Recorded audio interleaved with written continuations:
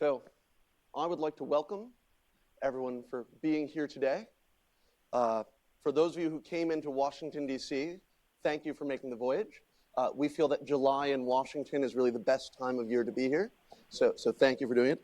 And for those of you who are joining the webcast, thank you for taking so much of your day to be with us. We're going to work very hard to make sure that you're part of the conversation along with those of us in the room. My name is Alan Friedman. I'm the Director of Cybersecurity Initiatives at NTIA, the Department of Commerce. I'm going to be standing in front of you for most of today, but hopefully I'm going to be doing very little talking, because the goal of this meeting is to make sure that we find a way to capture the perspectives that are in this room and the incredible expertise that is in this room and figure out how to make some progress today. So just a moment on logistics and the plan of today. We're going to start this morning with some shared perspectives from some folks who have been thinking about this issue for a while. The goal here is to put the ideas on the table. This isn't going to be the complete sum of perspectives, but we want to be able to start the discussion. And then we're going to move into the meat of the multi-stakeholder process, which is listening and sharing and bringing ideas to the table. So we're going to facilitate a discussion in the morning. We're going to try to talk about use cases. In the afternoon, we're going to flag and think about some of the challenges that we face. And then at the end of the day, we want to bring it together and say, what's the path forward? Some of you have participated in our multi-stakeholder processes before. We're very impressed that you return. For those of you who are new, this can get a little messy at times. Bringing this many people together with this many different opinions is going to feel a little chaotic. But it's that value of bringing those shared perspectives that really makes this approach go forward. For those of you in the room, if you're not aware from the cameras and the lights and the microphones, this is being webcast and it is being recorded. We've had some requests for folks to post this video once it is done. After today, if there are those of you who feel very strongly that we should not post this, we'll raise that issue. But otherwise, our default is going to be to have that video public so that folks who were not able to make this first meeting can still catch up and learn from what we said today. So please flex that.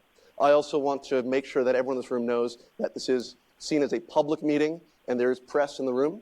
And so we just want to behave accordingly.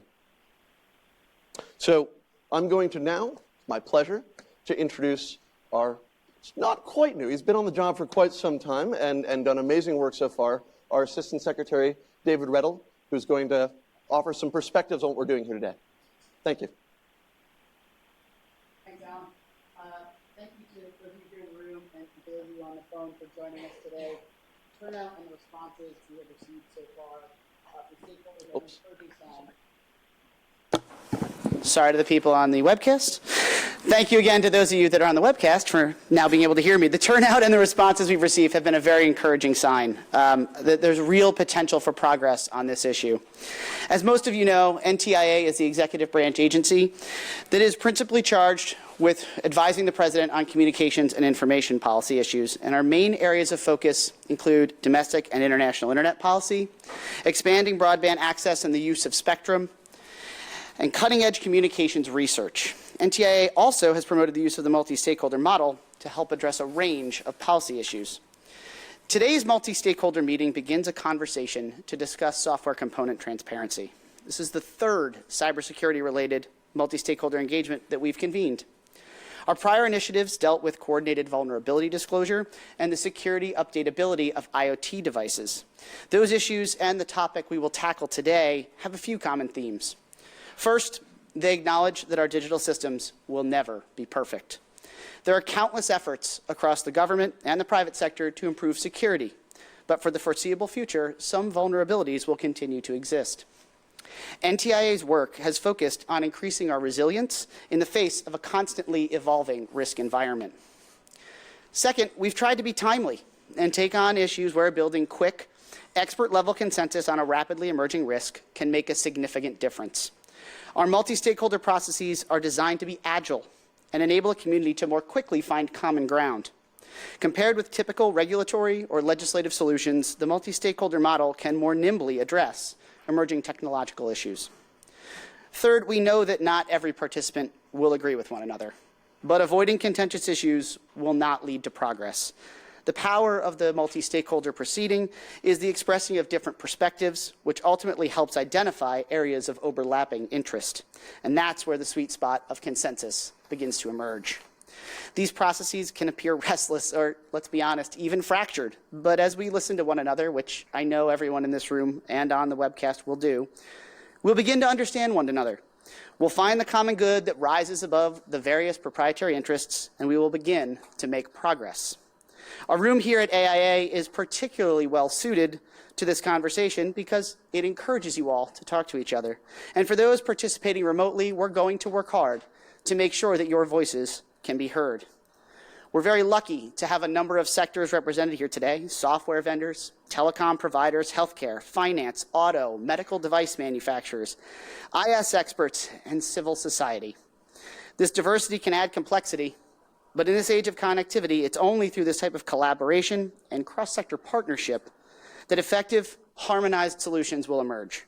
This is the real power in understanding the common challenges that we face. The idea we're tackling today, software component transparency, is not new.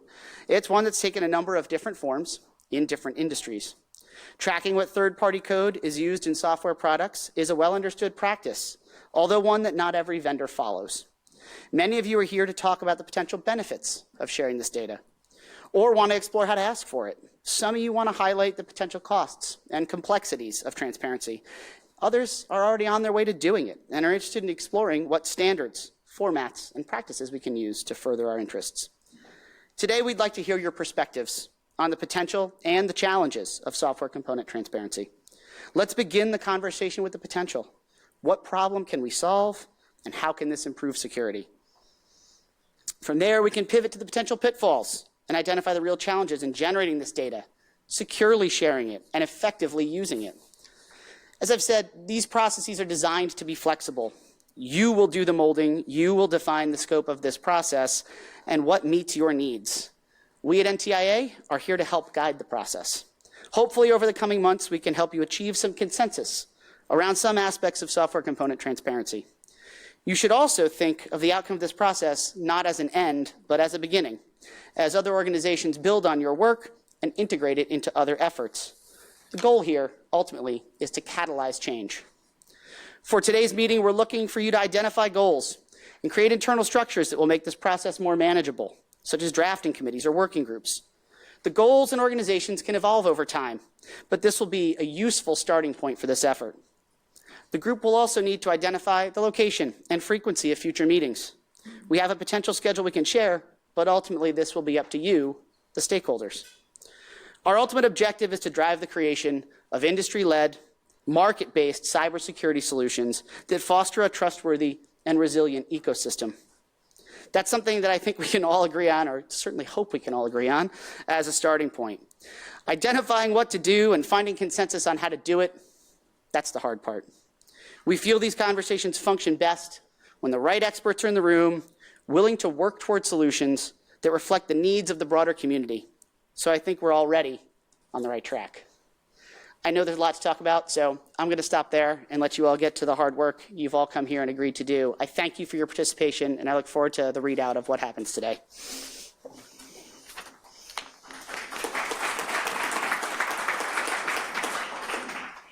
Thank you, David. And I think now we are going to actually, as David said, let's roll up our sleeves and get to work. We're going to start, as I mentioned, with some of the perspective sharing. And it is my pleasure to introduce Art Mannion, who has done an amazing amount of work in this space. And these are your slides. I'm going to let you drive them. Thank you. It's from CertCC. And for those of you who are in the vulnerability space, you'll probably work with Art. He's been doing this for 20 years. 17, close enough, right? Thank you. And just for those of you, I'm going to be working very hard to make sure that we can move the discussion. So I've asked each of our speakers this morning keep their remarks to 8 minutes. Great. Can I get the browser on the screen? Do you know how to do that? Sorry. Sure. Oh, yeah. Thank you. Great. So thanks, Alan, and welcome, everyone. Alan already mentioned this. My name is Art Mannion. I'm the Vulnerability Analysis Technical Manager / Principal Engineer at the CERT Coordination Center. I say the / because I'm about 70-30 these days and just how things are. To get things started today, there's a couple areas I'm going to talk about in terms of software supply chain transparency. Some Defender use cases. At CERT, we do a lot of coordinated vulnerability disclosure, and probably the number one question is, am I affected? What is the list of affected vendors, especially for multi-party library and protocol-based issues? So I need to know if I'm affected and how to defend appropriately. And we have given some thought to this over the past probably 4 or 5 years at CERT. We are nowhere near any kind of solution, but some of that thinking has led us to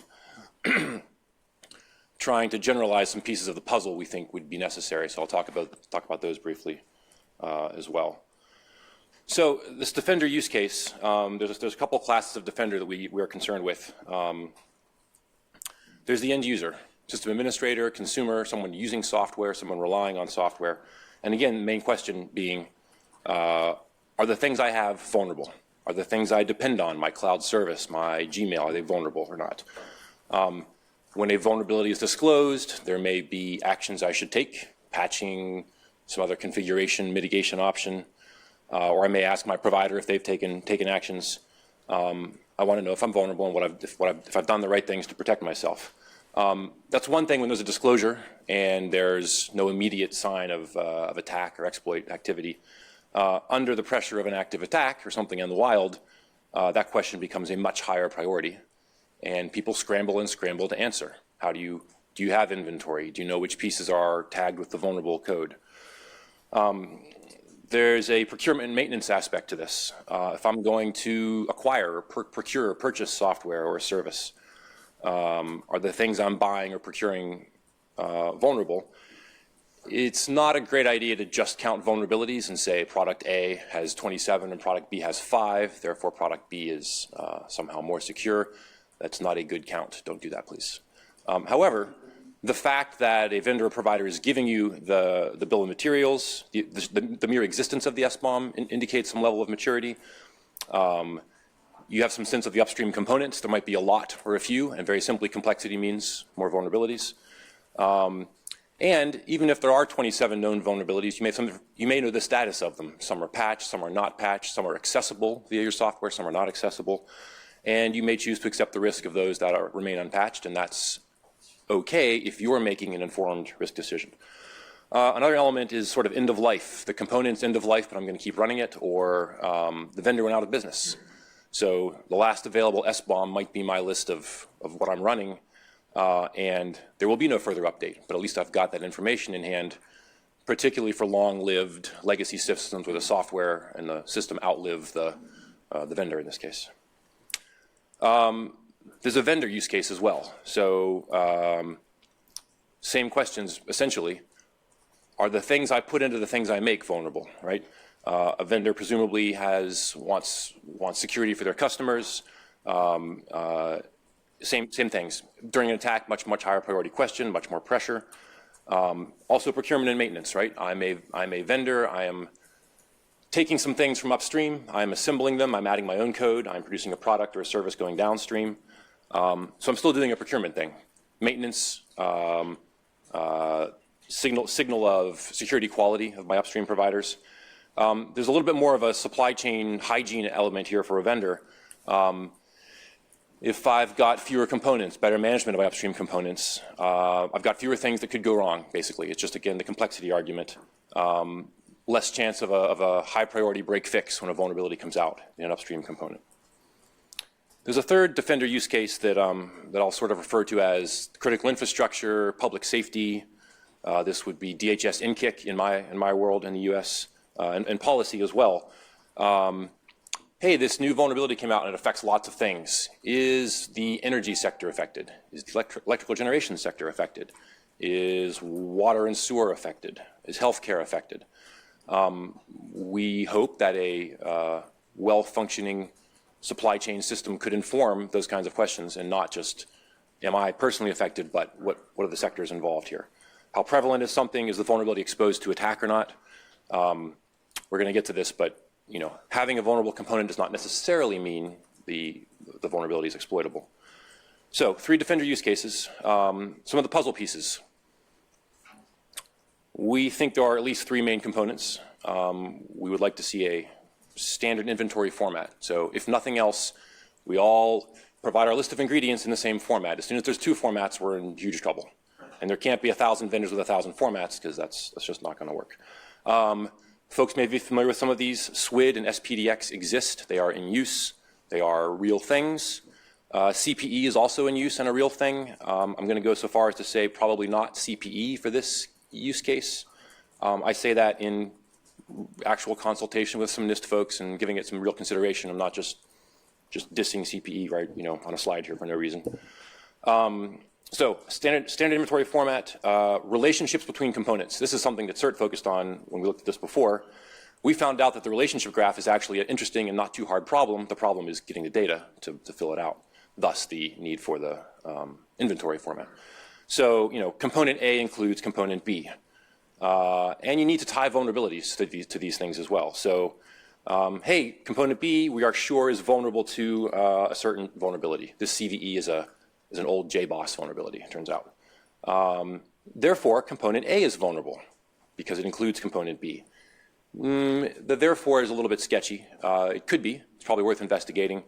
It may be vulnerable. That's because just the inclusion of the component does not necessarily mean there's an exploitable path, but that's a hairy question we have to explore a little bit, I think. Having a vulnerability mapping requires vulnerability identification. Vulnerability identification today is largely CVE, is the public US sort of flavored version of that. There are other mechanisms to do vulnerability identification as well. CertCC, we publish a vulnerability. This is just a screenshot of the bare minimum, top 10 or 11 entries for the crack vulnerability. I think we had 120 vendors listed. There is widespread belief that our list is authoritative. It's a little bit authoritative. We do try very hard. We have experience in this. Nonetheless, this is created with significant manual effort every time. And it's incomplete. After every one of these, we find vendors we didn't know about. And there are more people that make these lists. I've seen things come up on GitHub or Google Docs, people making their own lists, sort of community network-driven lists. Ours is not the only one. A quick sample of what I consider component relationships. This was probably a little bit difficult to read if you're too far away. But there's an embedded web server called Go Ahead Web Server. It's in lots and lots of things. It is in programmable logic controllers. It is in sort of building security little device boxes. I forget what this Radware app detector product is, but I think it's another, the administrative web server is embedded, is also Go Ahead Web Server. Go Ahead Web Server has a vulnerability. It's fixed by an upgrade to Go Ahead Web Server. What's the graph of all the systems affected? And this requires, again, inventory, vulnerability mapping, and the relationships. So I will leave this example on the screen and end my talk. This is the JBoss CVE I used as an example earlier. Known and patched in 2010, exploited sadly by ransomware in 2016. Probably someone didn't know they had it, didn't know they put it in their systems. That's a massive failure of very core basic fundamental information security. Didn't know I had it, didn't patch for 6 years, got ransomware. Complete failure. So that's our hope for what a software transparency system might be able to solve. So thank you, Alan. Thank you. Okay. Thanks, everyone. Thanks, man. It's now my pleasure to invite up Bruce Lowenthal, who's the Senior Director for the Oracle Security Alert Group. Let's see if we can find your slides here.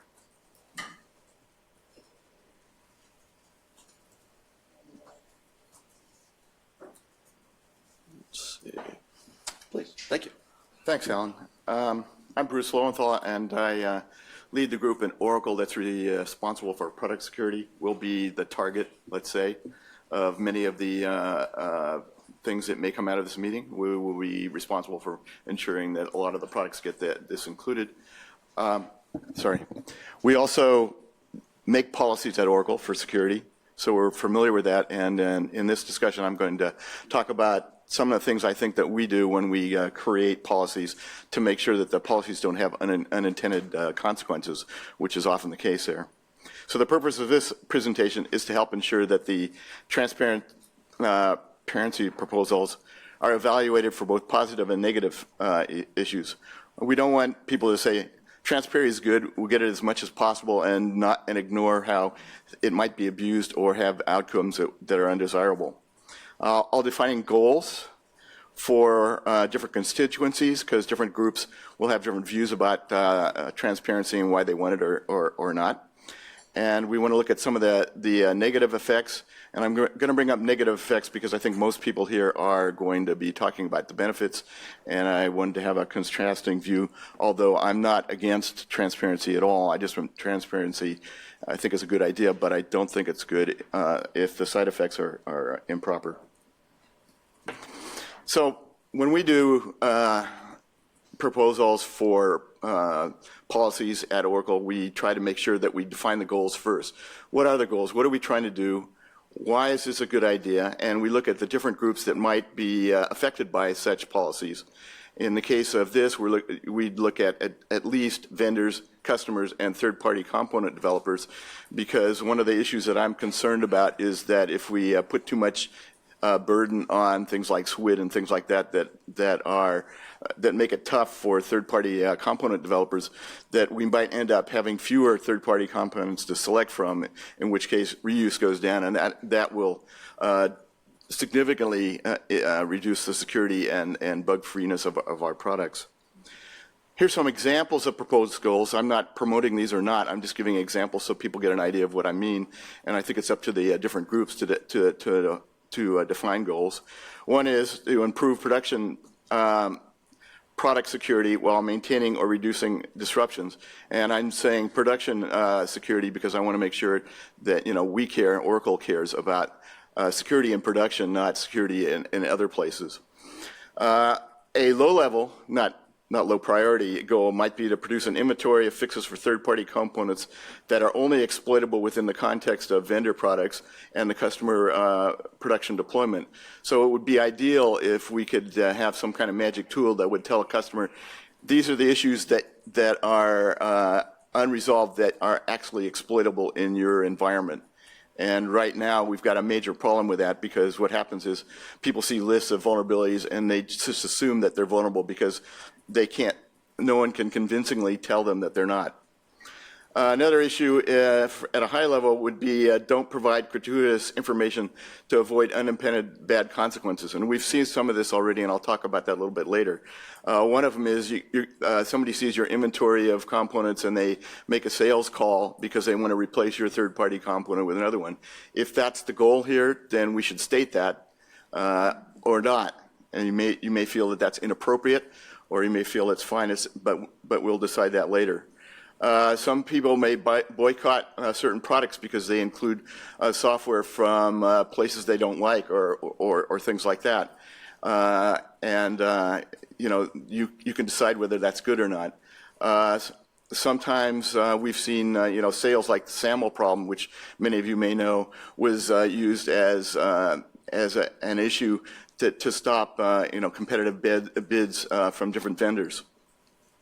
And that would be those issues would be apparent from an inventory list of third-party components that were in products.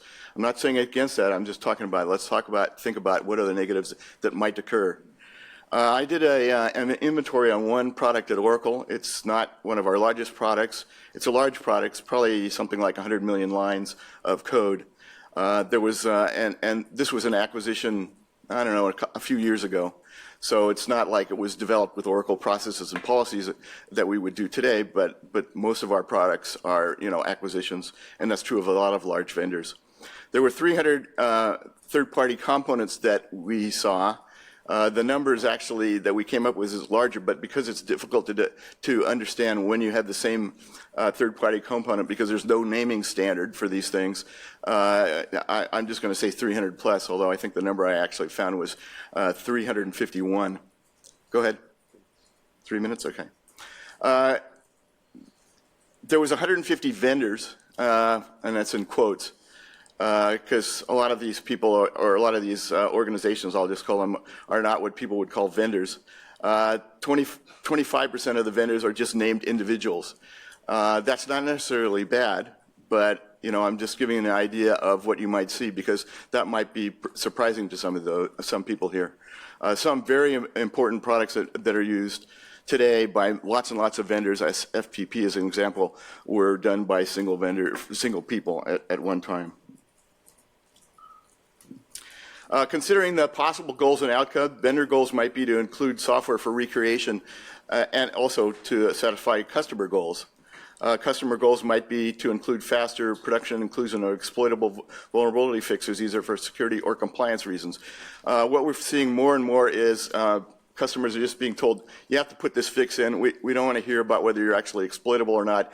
We've got some kind of compliance issue with the industry or some other group that says it has to go in, and that's that. And this is highly disruptive. Third-party goals might be to prevent onerous regulations that inhibit the component use, as I talked about earlier. We also need to consider auxiliary requirements. We need to be able to uniquely identify products and components, or any tables we come up with will be degraded in their usefulness. And this is a huge, huge problem. In the databases at Oracle, we see something like 10 different ways to name the same actual component, particularly when you take into account the vendor name and the component name. And finally, as promised, I talk about some of the possible negative effects of transparencies, and these are mostly from what we've seen today. Customers are currently using tools to construct third-party inventories, and as a result of those tools, they've made patches per the NVD database or other databases. At Oracle, we look at the NVD database every day to see if there's new vulnerabilities coming out that affect our products. Not everyone can do that, and so assistance there might be helpful for many products. Are these tools good enough now?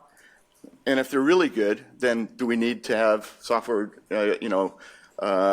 transparency, because we can use a tool that does that? And I would say at Oracle, we found that tools are much, much more effective at finding that than trying to get different development groups to try to figure out what they put in there and keep track of them and put lists in there. Not only because they make mistakes, but because they don't know that a component is within another component, or just because we can't match the names or things like that. The mandating patching has been a problem. A really good example is a log4j fix that came out, I think, a couple of months ago. That affected hundreds and hundreds of Oracle products. As far as I can tell, no more than 5 are actually exploited. And the result is thousands of Oracle customers are applying patches they don't need. And this doesn't help security at all. All it's doing is disrupting their work. And probably in some cases there's going to be mistakes made, in which case the systems will not work properly. So lots of problems for no benefit. I'm not saying we should abandon transparency for these reasons, but we need to make sure that whatever we come up with is something that addresses these issues to make sure that they don't occur, or at least not as frequently.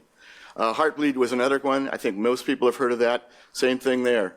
Huge percentage of products vulnerable, but only 20 of the hundreds were actually exploited. And the last point here has to do with if we cause people to patch too frequently because they see daily fixes going out, what we'll find out is those groups will stop applying fixes and will pick and choose, and they never do a good job at pick and choosing. All right. Thank you very much, Bruce.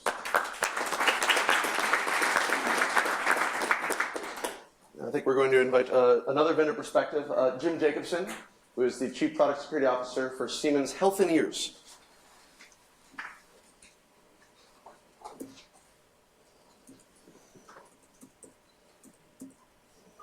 Okay. Oops, there we go. Please. Thanks. All right, so my goal here is to give you some of the thoughts, some of the perspectives that a device manufacturer has in this space. So first, let's start off with some assumptions. Assumptions are assumptions. These are not the assumptions that have been proven, but assumptions that we should challenge. So one assumption is that manufacturers have all the information that's needed to share in a software bill of materials, for instance. And that is gathered from the fact that it has to be available in some format in order to produce the product. It also has to be available in order to do software vulnerability management in general, or to monitor for vulnerabilities. Another assumption, manufacturers want to provide information to their customers. And transparency in this space goes beyond what we would be talking about for a software bill of materials. There's a lot of other ways we can convey information about the vulnerabilities in the product or the software stance of a product, security white papers, industry standard forms in the medical device space. There's one called the MDS squared that we use. So that assumption is there. And why do we make that assumption?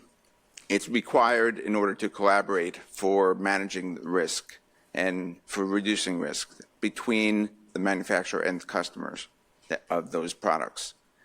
And also, of course, it's the right thing to do to share that information because it establishes trust between the two parties.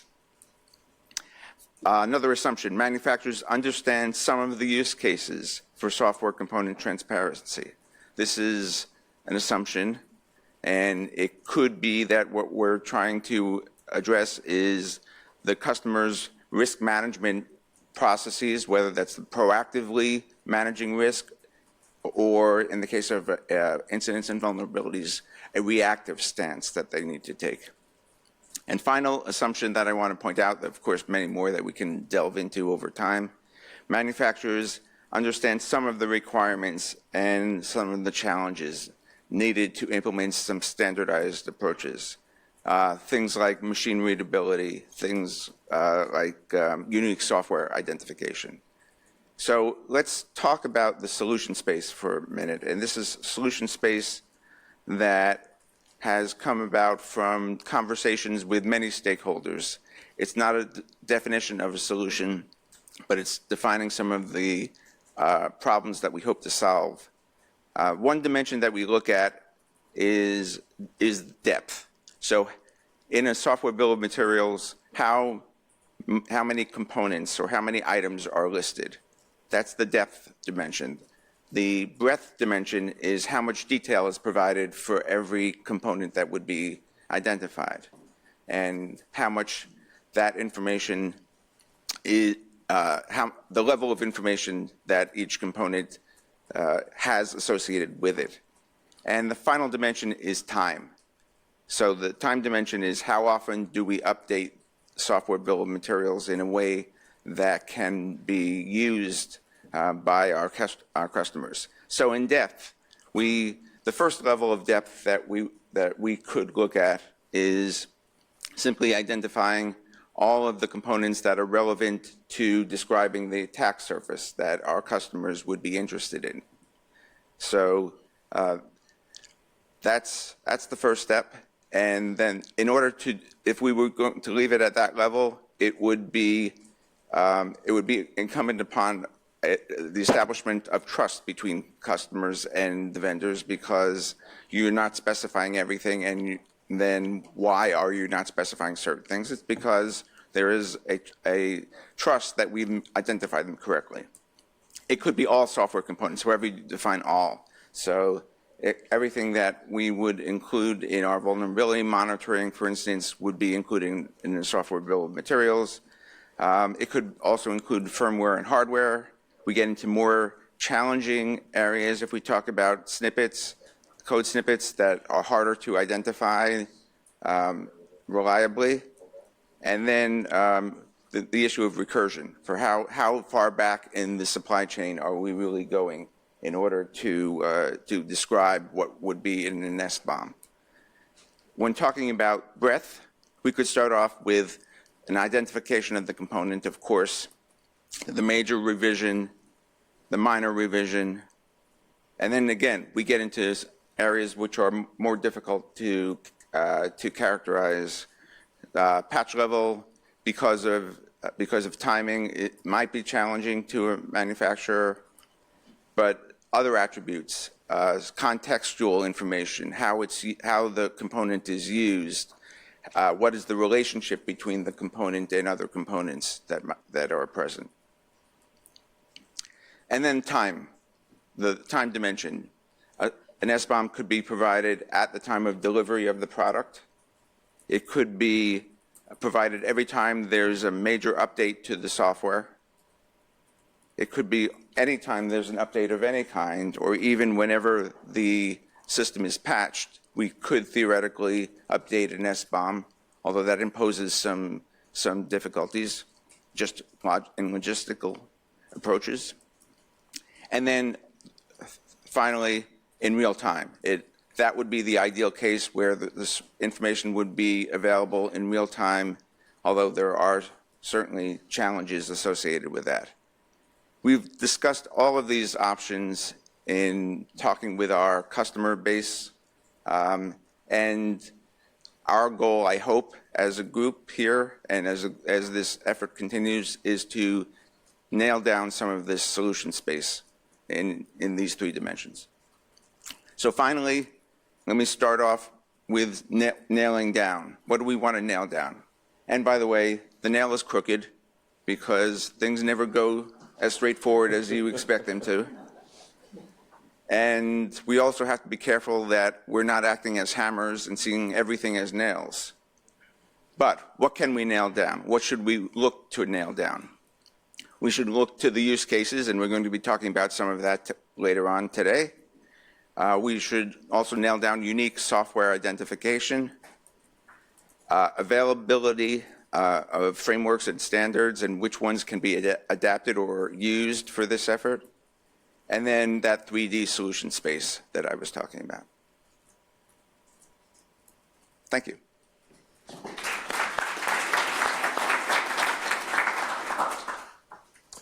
Thank you. It's now my pleasure to invite Chris Weissopel, who is the CTO for CA Veracode, a man who knows a few things about vulnerabilities.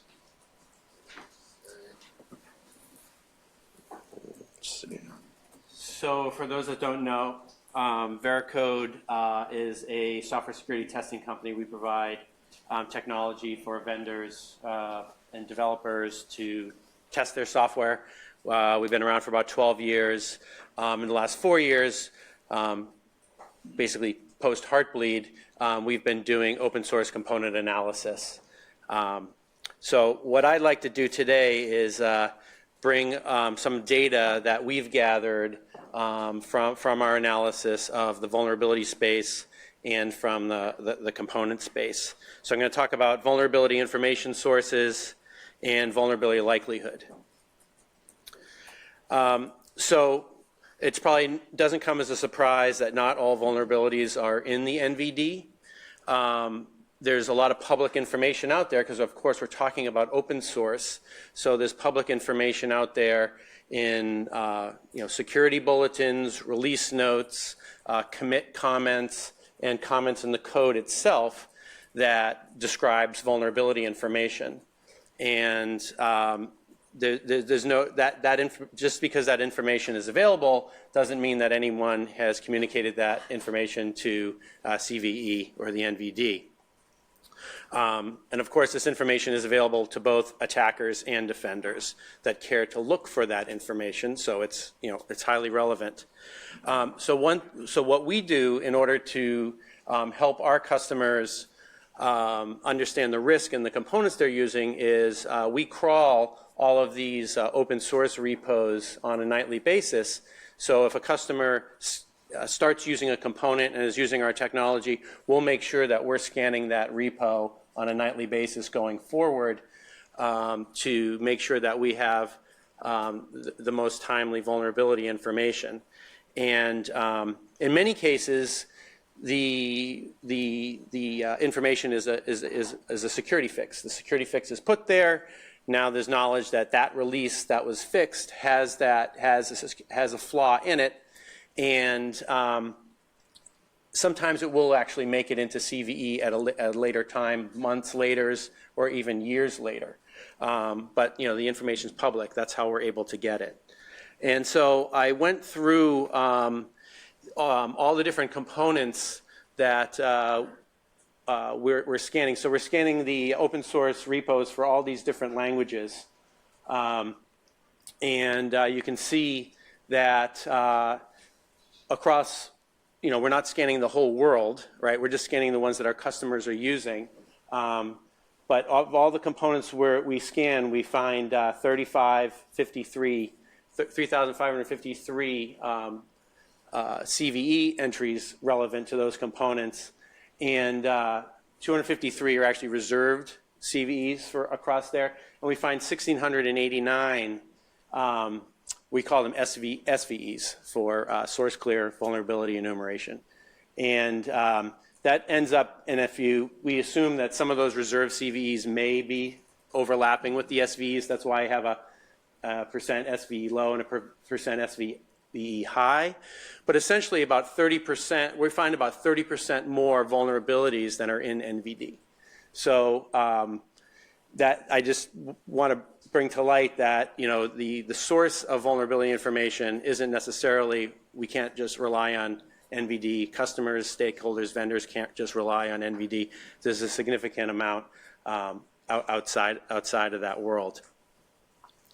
The next thing I want to talk about was exploitability. I think we all know that just because you have a component included into your product or application, it doesn't necessarily mean that makes that product or application vulnerable.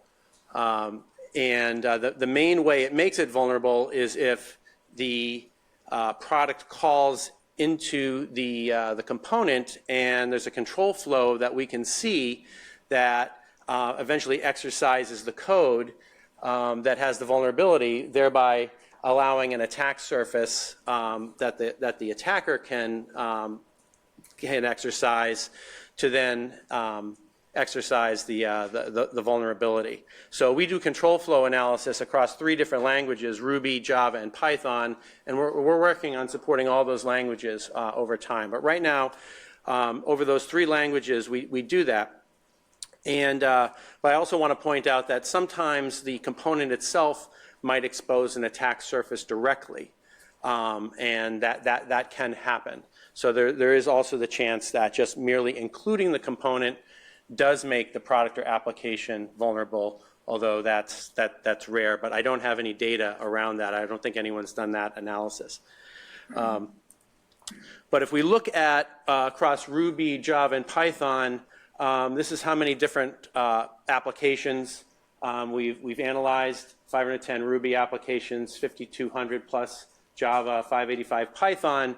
When we do this control flow analysis, these are the percentage of applications that are actually vulnerable that contain a vulnerable component. So from our data across these 3 languages anyway, it's less than 5% of the time does including a vulnerable component make the application or product vulnerable. The only other published data I've seen is from Contrast Security, and their product does this kind of analysis at runtime. So we do it statically. They do it at runtime, and they've publicly stated that they see it less than 10% of the time that inclusion of a vulnerable component makes the application vulnerable. So it may be because they have a slightly different language coverage than we do, and we'll get better over time as we build up our data set. So just in conclusion, NVD can't really be considered authoritative because it doesn't include 30% or potentially more, at least 30%. Is what we found of the vulnerabilities that are out there. And then the assumption should be that if something contains a vulnerable component, the assumption should be it's not likely that makes it vulnerable, as opposed to the other way around, which is, I think, the way that customers think about it is if you include the component, it's likely you're vulnerable unless you did something special. We got to flip that around. And the mindset should be it's not likely to be vulnerable just because it includes the component. So I'll end it there. Thank you.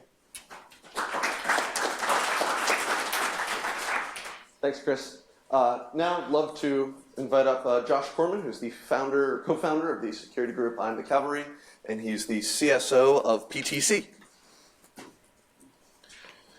Let's see.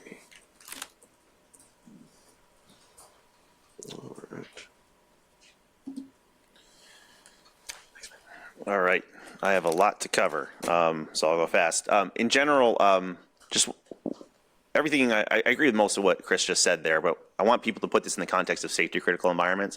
5%, even 5% exploitability, when the consequences of failure could be life and limb or cyber physical harm, is a pretty large number. And if any of those are preventable harm, that's one of the reasons that there's such a lean forward attitude from DHS for critical infrastructure, from FDA, from the international community.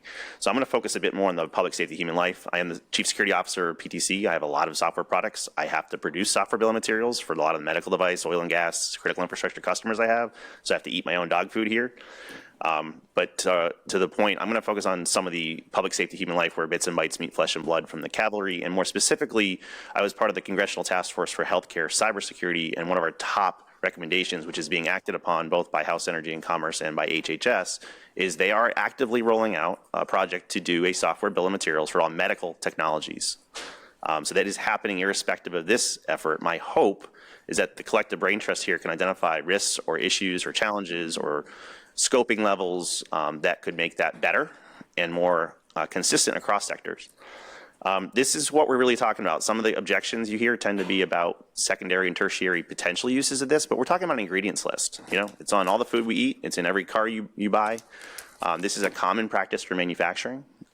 Ingredients is an inventory of the parts. We're not even necessarily talking about nutrition labels, although that could be a branch and a sequel for what's the attack surface, what's the ports being used. Those kind of things could also be valuable. Is it patchable? Does this vendor have a coordinating disclosure program? And there's a lot of FUD, I'm just going to call it FUD, but a lot of the top common objections, I think many of them will surface today, say it can't be done, but it's being done, or that we could never do it, we don't know what's in it, but they're often presenting those because there's legal license requirements for a lot of these open source to declare what you're using.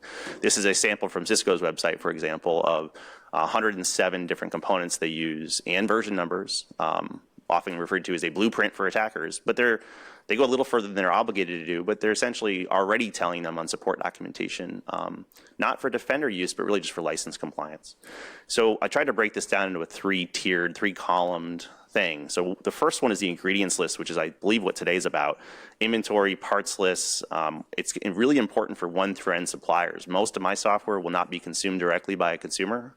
It's going to be consumed by a medical device manufacturer. And for them to be compliant with FDA requirements, I have to supply my subordinate partial SBOM so that they can provide their complete SBOM. So this is a turtles stop sacked on turtles kind of a problem. And one of the use cases should be those complex multi-level SBOM type issues or supply chain type issues. And the Software Supply Chain Assurance Forum that meets quarterly at MITRE with DHS, DOD, GSA, and others has been tackling this for a long, long time. There's a lot of knowledge here. This is also stolen and borrowed from Deming supply chain from Toyota in the 40s. This was done to make more profitable, more reliable, high quality parts, not to make safer cars, just to make more profitable cars. Some of the concerns do creep in, and I share those concerns around when you start to map to column B, which is what is the known vulnerabilities associated with that inventory list. That's where you could get a signal to noise ratio issue. You could have customer complaints or questions, people expecting that they're all vulnerable or that they want to see them all removed. And I think some education and awareness working groups could really help here. But essentially, CVE is not a great definitive list. It's pretty poor, especially on open source, to be frank. This should be treated as potentially exploitable vulnerabilities, not definitely exploitable. But during an active attack, to answer, am I affected and where am I affected in a hospital context, this is an incredibly reliable mapping to at least shortlist from thousands of devices down to dozens of devices that might need further scrutiny. And then third-party talent or third-party software could actually help with number 3, which is the actual exploitable ones. Show some sort of substantiated claim that, we're not using that. Control flow is one, as Chris Weisel pointed out, but a lot of the high-profile attacks, the one that actually started me on the path of concern about third-party open source software supply chain was July 2013. It was Apache Struts vulnerability. It didn't matter how you were using it. If you were using it, you were vulnerable, and it hit almost all the financial services companies. It was a real wake-up call for that sector. So that was direct exploitation. There's also chaining attacks. There's also things like deserialization attacks. One of those deserialization attacks was the Java JBoss one that Art briefly mentioned, which was a single deserialization flaw in a single JBoss library that had a patch available for 6 years. The FBI and InfraGard warned hospitals that they were being attacked. For anyone using this, they could not answer, am I being affected and where am I affected? Could not. and therefore got hit anyhow. They shut down patient care for a week, diverted ambulances to other facilities, canceled patient procedures. It's pretty bad. And this was an isolated outage from SamSam. It became a foundational trigger for our task force. I'm not going to tell you everything the task force found, but in our uncomfortable truths, we found 85% of hospitals don't have a single CISO or security person at all. They're defending really old stuff that's way past its end of life. They're overconnected and reachable by the outside worlds, these flat networks, which means a single flaw on a single device can take out patient care. And in the case of Hollywood Presbyterian, they didn't. In the case of WannaCry, they did. But more importantly, a typical medical technology has over 1,000 CVEs in it. And we already know CVEs is a pretty terrible blind spot. One that we cited had 1,400. It only takes one to shut down the hospital. So these 5% numbers don't make me feel better. It takes one, and it's happened repeatedly. One of the things I hope Jennings talks about in his next one is during WannaCry, most of the hospital people I worked with in the task force had to call every single one of their vendors and beg to find out, am I affected? Am I affected? Do I need a patch? I'm blind. Help me out here. Couldn't get answers or got false answers. Incredibly inefficient, both for the people defending hospitals and the manufacturers who had to answer a flood of calls inefficiently and inaccurately. This transparency could be lookups on, oh, we're not even using that library at all. Let alone the wrong version. So in the context of something like Hollywood Presbyterian, we're less concerned about even someone doing ransomware. Just internet noise can hurt things. I'm going to skip this, but we had a former Team Poison Anonymous guy found the cyber caliphate. What do you think he would do with a known vulnerability that knows nobody can patch it? So in the last minutes here, I just want to point out that people claiming this hasn't been done and can't be done. For about 6 years now, the financial services sector, for the software they write and self-consume, have been doing software bill of materials mostly as a productivity boost. There's an entire rich market called software composition analysis with many vendors and free and open source alternatives to those vendors. Typically, you'll see 106 components on average. About 23% of them by volume have a known vulnerability associated. And even if only 1 or 2 of them is vulnerable, those could lead to significant harm. The triggering point wasn't Heartbleed. It was actually prior. It was July 2013. Apache Struts hit most banks. Huge wake-up call, so people started paying more attention to open season on open source. There's been a bunch of academic work. Dan Geer published something with me in 2014 in Usenix. There's been some economic analysis of that avoidable harm at the headwaters, at the manufacturer, avoids significant downstream breach costs, emergency patch costs, frenzies. Underwriters Laboratories has taken on this with their cyber assurance program, which is now 2 or 3 years old.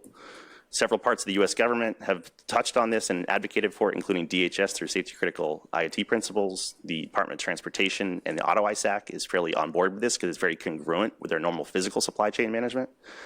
The Presidential Commission was calling for nutrition labels to enable more informed free market choice, and the question is going to be how much granularity. The White House said known but unmitigated vulnerabilities are among the highest risks to the federal government, and they're specifically referring to 10-year-old known vulnerabilities found frequently. But most, and I'll end here, is the FDA, the commissioner of the FDA has also been calling out and announced yesterday their intentions to roll this out, at least for medical devices. My intention and hope is that this group can help make sure that's a better program, deployed earlier and more consistent across things, because as a software producer, I don't want to have 10 different standards for 10 different sectors. So here's to leave up on the board some work streams we might want to consider, but I want this to be done better with the collective might and intelligence of this room. Thanks.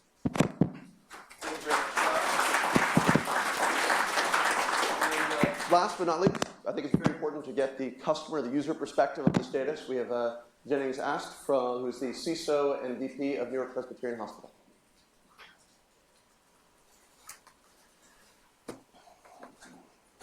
So no slides for me. I don't like slides. I'm a lawyer by training, so I just prefer words. Anyways, so yeah, I'm the CISO at New York Presbyterian Hospital. New York Presbyterian Hospital's top 10 hospital in the United States. We're what's considered an academic medical center, meaning we have university partners. For us, that's Weill Cornell Medicine and Columbia University College of Physicians and Surgeons. But I'm here really representing all the healthcare providers that are dealing with this. In fact, this is a topic of conversation that we have with healthcare providers. It could be Stanford, it could be Mass General, could be Mayo Clinic. We're all talking about this because it's something that it does keep us up at night, so to speak, because we as an industry are arguably the most attacked industry right now from a security perspective. And we really see SBOM as an important patient safety matter, and I'll explain why in a few moments. But, you know, healthcare represents a sixth of the gross domestic product of the United States. There's almost 6,000 hospitals. There's over 900,000 physicians. Nurses are the single largest employee type in the United States. And when you think about a hospital like us, we have all these diverse partners. It's a really rich ecosystem of interconnections. As an example, we have kiosks at Walgreens that let you can walk up to and get an urgent care visit. You can get your blood pressure taken. And we have to make sure those are secure and that the software that's used in those doesn't actually pose risk to us. We develop telehealth apps ourselves. We do a lot of software development, and we have to make sure that those are in fact secure, just like the suppliers that we buy from. Now, healthcare, truthfully, as an industry, hasn't really done a good job of being secure. Healthcare kind of is taking some lumps, and we're continue to take them. I'm happy to say that, though, it's getting better. You see hospitals like mine making investments in security at the same level that banks and the other financial sector players do. And I'm looking at, you know, my organization's security posture, and where I see the greatest risk right now, it's with software.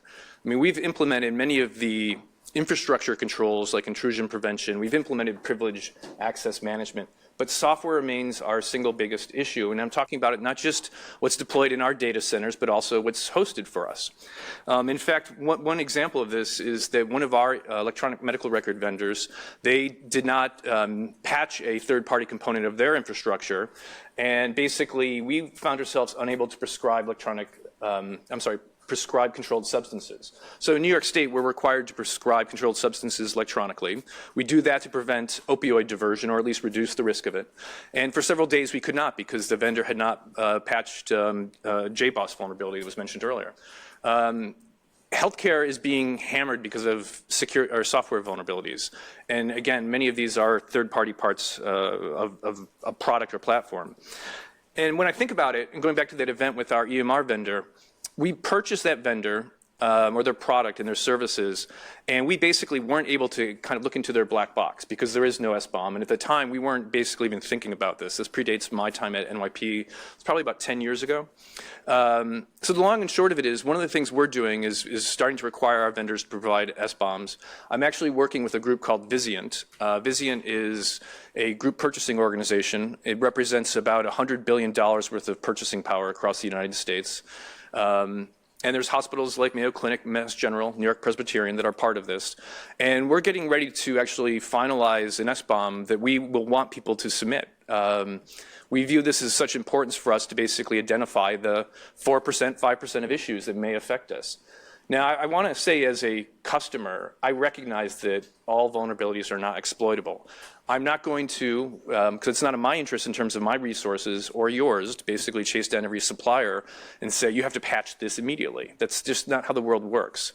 But the objections that are made around the percentage of vulnerabilities or the difficulty of publishing them, they all strike me as kind of just, I don't know, false arguments. And if you look at the United States, there's a history of industries objecting to implementing controls or best practices. I'll start with healthcare. Healthcare hasn't implemented security very well. We're trying to fix that. Healthcare also at one point didn't have fire safety as something that it took into consideration in terms of patient safety. It took two apocryphal fires, one in 1949, one in 1950, to get hospitals to actually care about fire safety. And unfortunately, it led to a lot of regulation. And people sometimes focus on regulation as opposed to what's the best practice for this particular building. And they'll say, I've got all the things the regulations require. I don't need to do more. I don't need to think about this intelligently and critically. And so I'm hopeful that today and all these other parallel efforts, we can have conversations that aren't about, you know, regulation. It's about us thinking about how do we do this kind of intelligently? How do we pilot these concepts? You know, I talked to Jim earlier today about possibly having some piloting of this with New York Presbyterian and some groups of healthcare providers that are purchasing products from Siemens, as an example. I've talked to other medical device manufacturers. I mentioned the Vizient work, where we have literally a group of hospitals that are all increasingly doing this, trying to create a standard SBOM format that we would like to see people adopt. And that's actually not a good idea. I don't want to see us have our own healthcare industry SBOM. I'd like to see us leverage something that becomes a standard, you know, across verticals, that leverages SBOM standards that already exist, like SPDX or something. So that's where I'm trying to steer things.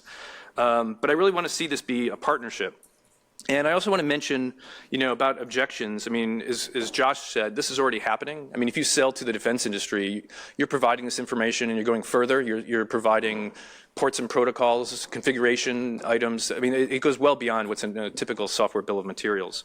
And I think also, one of the things that troubles me, and I'm not saying this to be antagonistic, because I really want this to be a collaborative discussion, but there's always these comments about the customer maybe not doing the right thing with the information.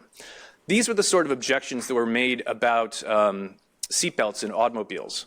Car manufacturers said, if we put seatbelts in, people will drive more recklessly. That's insane. And in fact, we all know seatbelts are great. They're really wonderful things that save lives. And in fact, the one thing the auto industry learned was that by implementing safety measures, that people would, one, assume the cost. They had no problem with that because they valued the outcomes.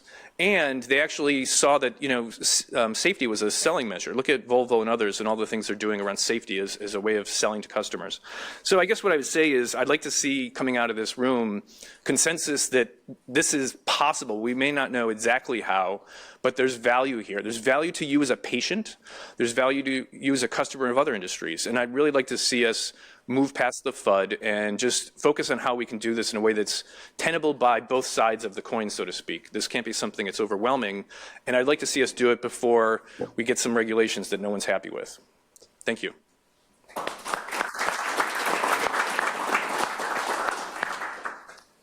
Thank you very much. I really appreciate that. And for those of you who are curious, as long as it's okay with the speakers, we'll put their slides online. So that they can be seen. I saw a couple folks trying to take pictures. Second, I just noticed that we're a little crammed by the entrance. We have some seats here. There's a little more space, and there's power, and it's a lot easier to speak. So if you want to come down, don't worry about getting in front of people. We're going to have lots of chance to talk. So we hope that you can come down if you want to make some room in the front. We've got a lot of seats. Just brief note on the schedule, something that I failed to mention earlier. Is during the lunch break, we're going to take a little bit of time to talk about another work stream that NTIA and the Department of Commerce were in with our NIST colleagues and with our DHS colleagues. The government published a report to the president on distributed automated attacks, slightly related to what we're talking about today, that lays out some goals for addressing this ecosystem-wide problem, and we want to share where we are from a roadmap of where we're going next in terms of developing a roadmap to make progress on the action items laid out in that report. So I wanted to flag that for you today. But now comes the hard work. We had a great range of perspectives. I won't recap, obviously, but I heard a number of things from different sides, which is, one, acknowledging some of the challenges, underscored the importance of having a shared vision across the ecosystem, and then seeing what we can do about it. And so now, it's our chance. On the schedule, one of the things that we flagged to get the ball rolling is to talk about what are potential use cases. So I thought we'd start there. But if there are things that you feel we should be putting on the table from perspective that weren't out there, or things that we need to emphasize, now is the time to chime in. For those of you who are on the call, or those of you who are watching the webcast, there is a challenge, which is due to the nature of webcasting, there is a slight lag between the webcast and the call. The call is much closer to live. It's a few seconds ahead. So if you want to participate and join in that discussion, just make sure that as you integrate the call into what you're doing, you're going to get a little disconnect. And when it's finally time to talk, you want to turn down the webcast. But if you want to, now's the time. You can press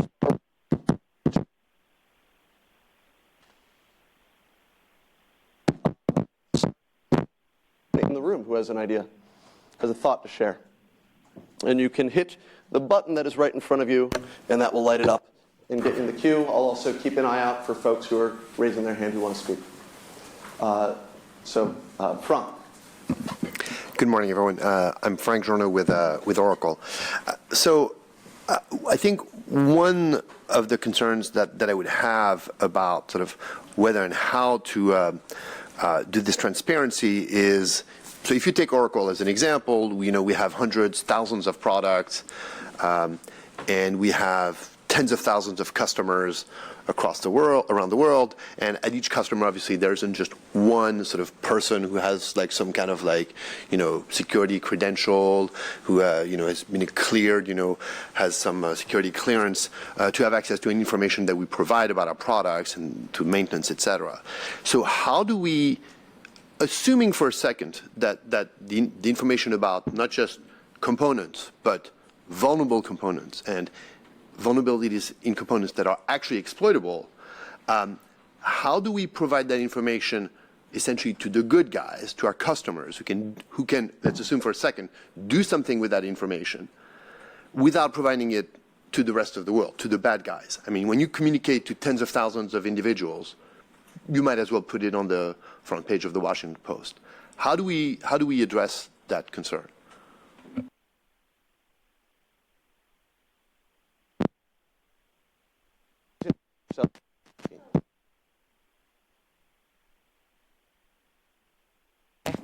So JC Hertz from Ion Channel, and we do software supply chain assurance in for national security customers. The notion that the bad guys don't already know is crazy talk.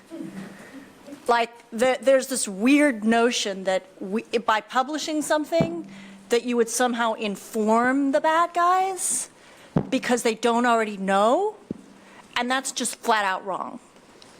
So the cost benefit of publishing vulnerabilities to defenders, the defenders are the last to know. And so we just need to trash this idea that somehow, like, the defenders are going to publish information that attackers don't already know, because that is not constructive. So let's just assume everything's already compromised and then figure out what to do. Yes. Sunil Yu, major financial institution. I want to make sure we state it as a use case. Okay, so to reflect it as a use case, the use case is I would like defenders to have the same information that attackers already have. I like that. And That's a good framing.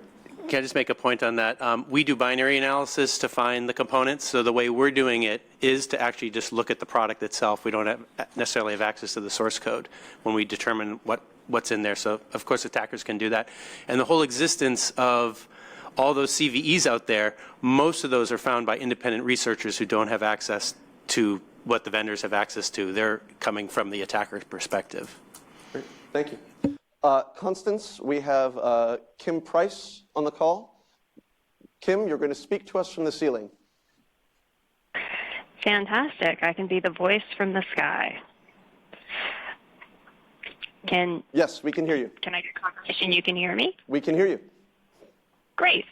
So I would just suggest that because there's a lot of fear and concern, and this is a very complex scenario in terms of, hey, let's just start publishing all the vulnerabilities and all the components we use, I think potentially starting with a smaller and more easily contained scenario and use case and doing some proof of concept testing might be the way to go. If we can identify something that works in healthcare or automotive or critical infrastructure and see how that works, then we could look at expanding it more broadly and have some, wins and key learnings potentially from a smaller test. I like that idea. Art? Sure. Art Mannion. I think I really do like the smaller scoped testing idea. One concern I have with that is, since a lot of the components we all use are very general purpose, even a smaller scope one would require the upstream components to be part of the system. So you may end up with needing a significant number of upstream components already involved. For instance, I have specific healthcare software with JBoss in it. So you have to have JBoss, a bunch of libraries, just to even do your smaller scale experiment. But I do like the small scale experiment idea. Great. Jennings, and eventually we'll get some of you who haven't already spoken from in front of us, but please, this is how we get the ball rolling. Please, Jen. Yeah, I was going to mention that small-scale POC, to me, is the only way to move this forward. If we start talking about boiling the ocean and doing this across multiple industry sectors, it's not going to happen. I think maybe it has to happen with POCs in each vertical, or certainly at healthcare, this is the thing that I've been talking about. I mentioned it during my presentation. I've talked to several medical device manufacturers, GE, Smiths Medicals, others, about possibly being part of this POC, and I'd love to involve other stakeholders in this. I mean, basically, New York Presbyterian is offering to convene this process and bring people together. That's great. Thank you. And I think one of our approaches is saying having this be sort of small and localized is fantastic, but we want to make sure that we're bringing in the voices, as Art mentioned, from broader space. Yes, Mike, sorry, just a quick, your mic, thank you. Just to clarify, I mean, you can do small with regard to participants, even though your transitive dependency tree is quite large. And I think we should leverage institutions, like the ISACs and industry groups, and as much as possible be industry-led, because, the last thing you want is, a large centralized bureaucracy kind of mandating that this is the place where you're going to come. So to the degree that we can leverage these individual groups and sectors and verticals, that's amazing. I agree that Remind us who you are. Michelle Jump from Novalia. I agree that starting small is a great thing, but I think that one of the requirements of that initial approach needs to be the need to be able to be scalable. Things like machine readability and consistent terminology and naming conventions. So starting small is a great way to test it out, but that has to be in the idea that it's going to become larger and grow. Bruce, and then Jennings. The question of small is, not clear because people have different ideas in their mind. One of the problems we have is there's lots and lots and lots of vulnerabilities out there, and hardly any actually get exploited as a percentage basis. I don't know what the numbers are, but I would be surprised if it was more than 1%.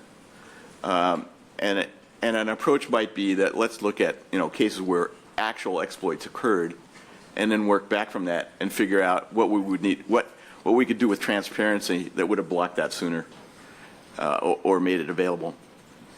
And that's just one idea. Well, I just want to comment too on when I say small, what I'm thinking about is something that would involve many of the large academic hospitals across the country, like Mass General and others, that really treat, millions of patients. So this is not going to have a small impact.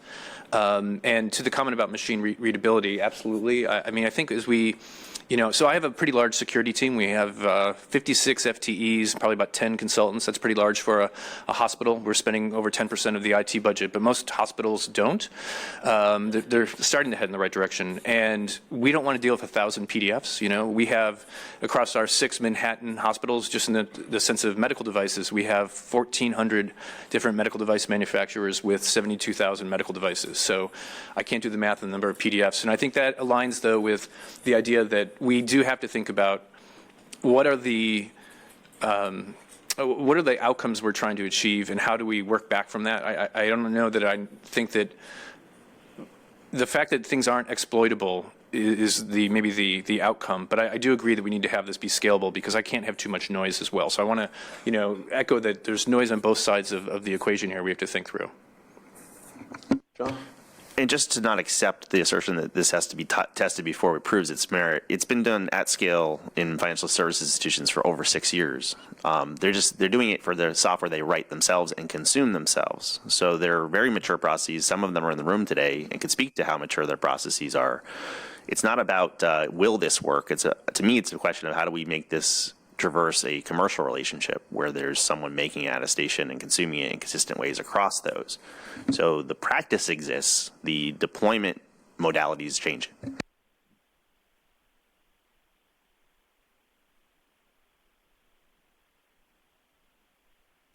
Further thoughts? Yes, Michelle. This is Michelle again.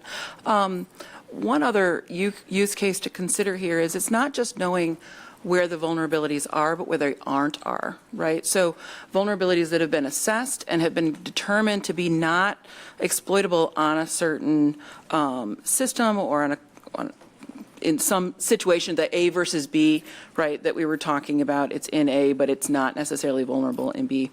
I think that's a really important part, too. We heard that a lot in NHISAC when we were initially having a lot of those conversations with the hospitals, is I don't just want to know when you found something that's a problem. I also want to know that it's not in these other products as well. So I think that's another use case to make sure we consider. Something that can incorporate the fact that we've settled this. Further thoughts?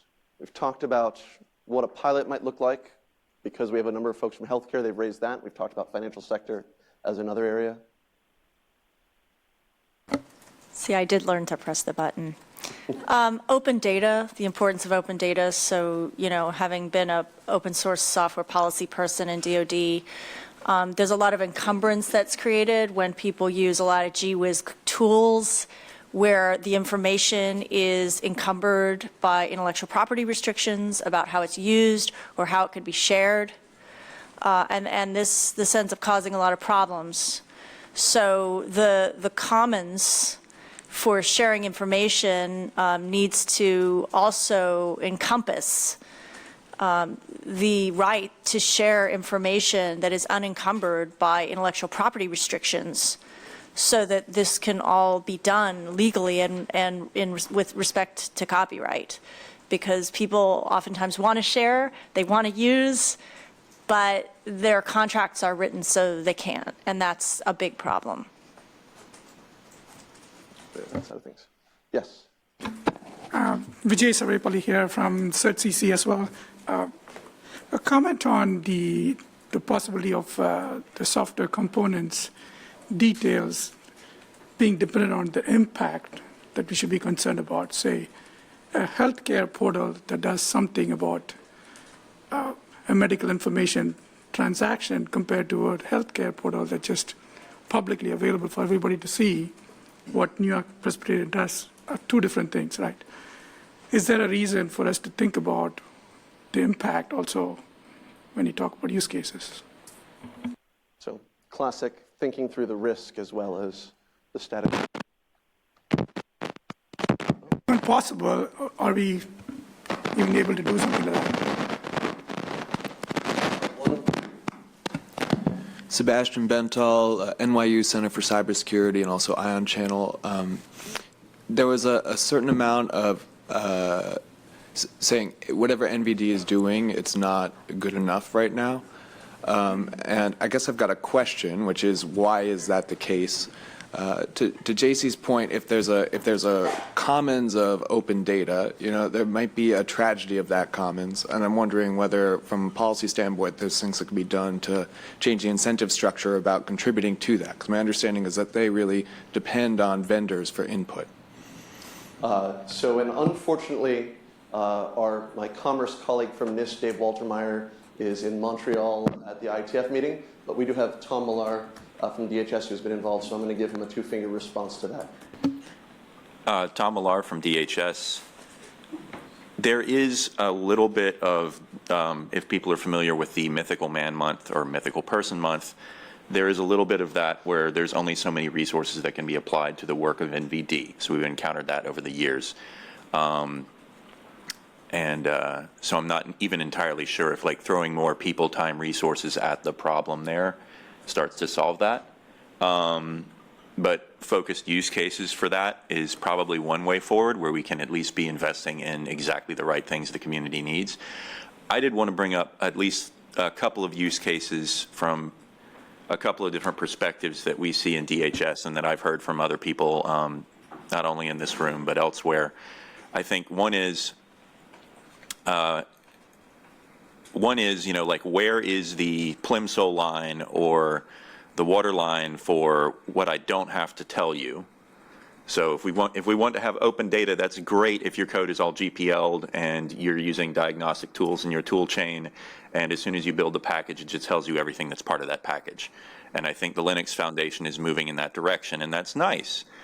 whatever we come up with for critical infrastructure and other places where a mixture of open and proprietary software is used for really important stuff has to match what, like, if the Linux Foundation, the Core Infrastructure Initiative, start to converge on a solution for their issues in this space, and then another solution is arrived at via a non-interoperable SWID implementation that's better suited for proprietary software manufacturers, then everybody else's job just gets harder, right? So, and a little bit of that is Josh's point earlier about don't have 10 standards for 10 sectors. So let's not even have 2 standards for 2 families of software. I would really like to get us to how are we going to control the vocabulary so that past a certain point, whether it's GPL'd or not, you know, you can just say, like you see on a food label sometimes, if you read the ingredients on a food label, you'll get to the part where it just says spices, or on the back of Coca-Cola bottle where it says natural flavors, right? And that's basically telling you there is some other stuff in this besides all the common things you already knew about, the water and the sugar, et cetera, but we're not going to tell you that's our proprietary IP. So we need to control that vocabulary, we need to determine where that waterline is, and we need interoperability with things coming out of a purely open world. So we've gotten to the portion where we're going to talk about standards, and I saw that Kent was interested in saying something on that one. Yeah, Kent Landfield. My real question here is scope. You know, we need to start discussing the scope of what we're really trying to focus on here. Is the software bill of materials going to be, as was mentioned earlier, code snippets? I think that's probably out of the realm of possibility. Is it third-party components that are not developed by that vendor? I think that's a good place to start. Our real focus here is that we need to establish a scope that is workable for a lot of different sectors and beneficial to the customers we're trying to serve. Right now, and I'm a little confused with the focus on intellectual property, copyright issues when it comes to open source software today. They demand that you as a vendor put their disclaimers in your products that you're using that. It's in a PDF somewhere. It's in a document somewhere. So I'm a little confused as to where the intellectual property rights for naming a specific component that you already have to declare in your product comes into play. Sorry, just to the gentleman's question about the CVE. I'll acknowledge there's a CVE sort of coverage and counting issue, and I think a lot of the folks in the room are aware of this. However, it's a bit separate from, I think, the SBOM discussion. So I would have no problem with a supply chain transparency SBOM initiative going forward based on NVD or CVE data. That's enough, certainly, to get started. Separate question about, are all the vulnerabilities in CVE? Interesting separate question, but I think it's separate enough it won't hold us up here. Constance, we have Brad Ree on the line. Yeah, hi there. Hey, Brad, we can hear you. All right, good deal. So, yeah, I'm a VP of IoT security at Verimatrix, but actually I'm going to put on my different hat, which I'm also the security chair for the... Sorry, Brad, just a little louder, please. Oh, sorry. Okay. So I'm the security chair for the Zigbee Alliance, and for those who don't know, Zigbee is really focused on smart energy and basically smart energy, smart building, and smart home. One thing that we actually already have as part of our certification and compliance kind of program is our device manufacturers are required to say what platforms they're on. So we're already sort of doing this bill of material, software bill of material, but we actually don't have it connected to a vulnerability, which would be great to have in there. I do think as we start talking about it, there was some talk about proof of concept, that riding off of some of these other standards bodies, I know Open Connectivity Foundation is doing similar kind of things with saying what platforms you're on. But the part that I am a little bit nervous about is who should actually be seeing the vulnerability? Should it be the manufacturer of the device, in Zigbee speak, hey, the platform you're on has a vulnerability, please fix it? Or should it go all the way out to the end customer, which really could create, one, a lot of noise, two, could create some interesting supply chain problems as the manufacturer is trying to address this stuff, roll it on out, all the addressing the products in field and when those will receive the updates. So really the two parts being, one, can we look at what standards organizations to actually work with that might have some of these pieces in place? And two, my other question is, who should see the vulnerabilities and how should people be able to subscribe to those? So that's sort of my concern there.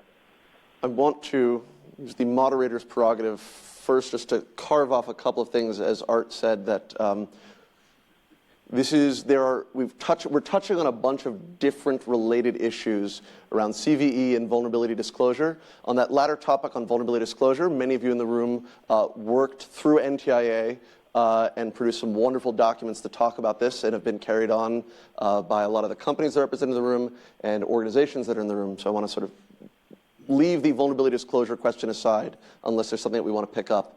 And similarly, questions around CVE and NVD are very important. There are a bunch of discussions going on, again, led by many of you in this room or involving many of you in this room, and we should definitely draw in and out of them, but I don't think we want to zero in on those particular topics. Could I just add a comment to that? So, if you have a set, you have vulnerability information out there, maybe it's in CVE, maybe it's in other databases, and then you have, a list of SBOMs out there.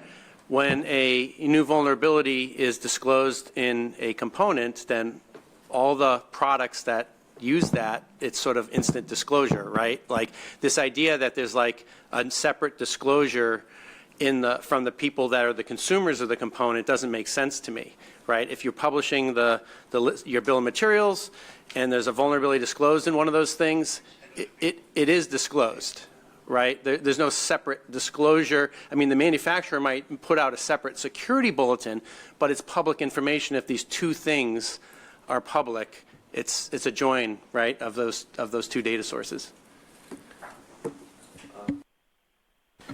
Yeah, but the fact, I mean, as other people have brought up already, I think, 5% of the, somebody claimed that 5% of the vulnerabilities in a component are exploitable in the product. Or numbers like that. The problem we have is I don't want to spend, all of my time on the 1 out of 20. I want to spend my time on the 1 out of 20 that actually are exploitable. And we need to focus on that, because if you spend your time on the 19 out of 20, that doesn't do anybody any good at all. And it prevents them from applying real fixes that are needed, because people just can't deal with that noise. I have one and then two. Brian Fox from Sonatype. Just to follow up on what you said, I think if you're doing a good job internally, you've already investigated those other 19 internally and decided amongst yourselves that that's not exploitable. So therefore, then going ahead and publishing that information to your consumers seems like a really good practice to do. So I don't think it's actually extra work. It's probably work you're already doing internally. Tom?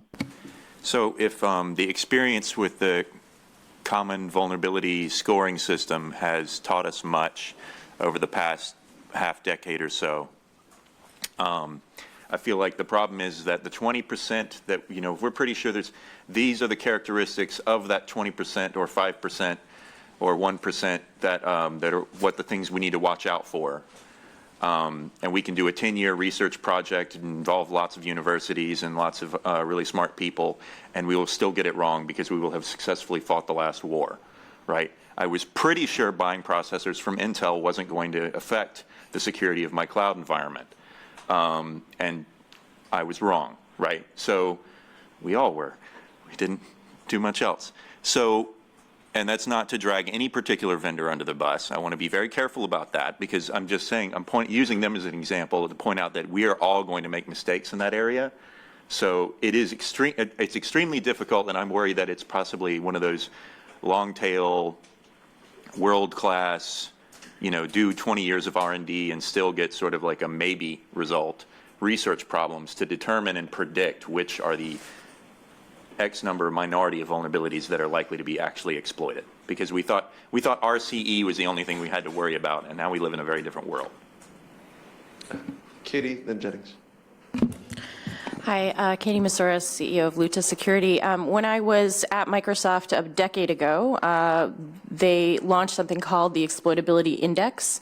It was an addition to the Microsoft Bulletins. It was the first major revision of the Microsoft Bulletins in many, many years. And the idea was to actually predict which of the vulnerabilities in the Microsoft Bulletin were most likely to have reliable exploit code available within 2 weeks. One, the exploitability index was very difficult to educate consumers of the bulletins on how to use them. They were already using the existing taxonomy to decide which of the patches to apply in which order. So they were just going by the criticality rating of Microsoft. And even when we pushed a massive, amount of education towards the customers to how to consume this data, the exploitability index, it still was just a window of time that we were really trying to do this prediction. It was really about patch prioritization. So even if we produce it, we already have evidence that the actual enterprise and all the way down to the end user consumers don't actually use this information. They still go by, the criticality rating overall. So I just want to comment about a little bit of a tenor I hear in some comments, which almost feels paternalistic in the sense of, you won't, like we as a consumer, so to speak, or of products, right? We buy these products, and the last thing I want is for the vendor to say, you can trust me. And I don't mean that to be disrespectful or anything, but vendors make mistakes. We make mistakes. Everyone makes mistakes. That's part of the human life, right? And I can count on, I should more than two hands, the number of times vendors have said, you won't be affected by this, and you will, or we were. So WannaCry, right? It's one of those things that we had pharmacy cabinets that were affected by WannaCry. We had to shut down clinics because vendors didn't patch and things like this. I mean, the whole idea that this thing may not be exploitable today doesn't mean that it won't be. And also your assumptions about why it may not be exploitable actually may not be accurate in the environment in which it's deployed. You can't account for every single entity that has deployed your product, to whether it's the flatness of their network or maybe they've just misconfigured the device and there's a port that's open that shouldn't be that actually makes it exploitable. So there's a reason that a hospital like mine and others care so much about this is because we want to play a role in our security posture, and we need you to, as suppliers, to work with us. And I get that there's burdens and costs with this, so let's try to figure out something. And I want to go back to the concept of a POC. I can envision a scenario where we have some critical healthcare suppliers working with folks from different, stakeholders in this room on defining a POC where we look at things like, how does this information get conveyed to the customer? How does the customer leverage it? And how does the customer and the supplier engage in feedback over the course of this? And try to learn lessons that can be used by other industry verticals as they think about this. I have two fingers from Josh, and then we're going to go to Kim on the phone. We have somebody from FDA here. Granted, it's a different part of FDA, but I'm constantly perplexed by, they must have had almost identical debates over the nutrition labels and ingredients lists. And the truth is most people ignore these and don't know what half the ingredients mean. But if you do have a health issue and your doctor says, look out for your intake of XYZ, you can. If you have a nut allergy, you can avoid it. If you're gluten intolerant, you can avoid it. And it doesn't preclude you from selling junk food or buying and consuming junk food.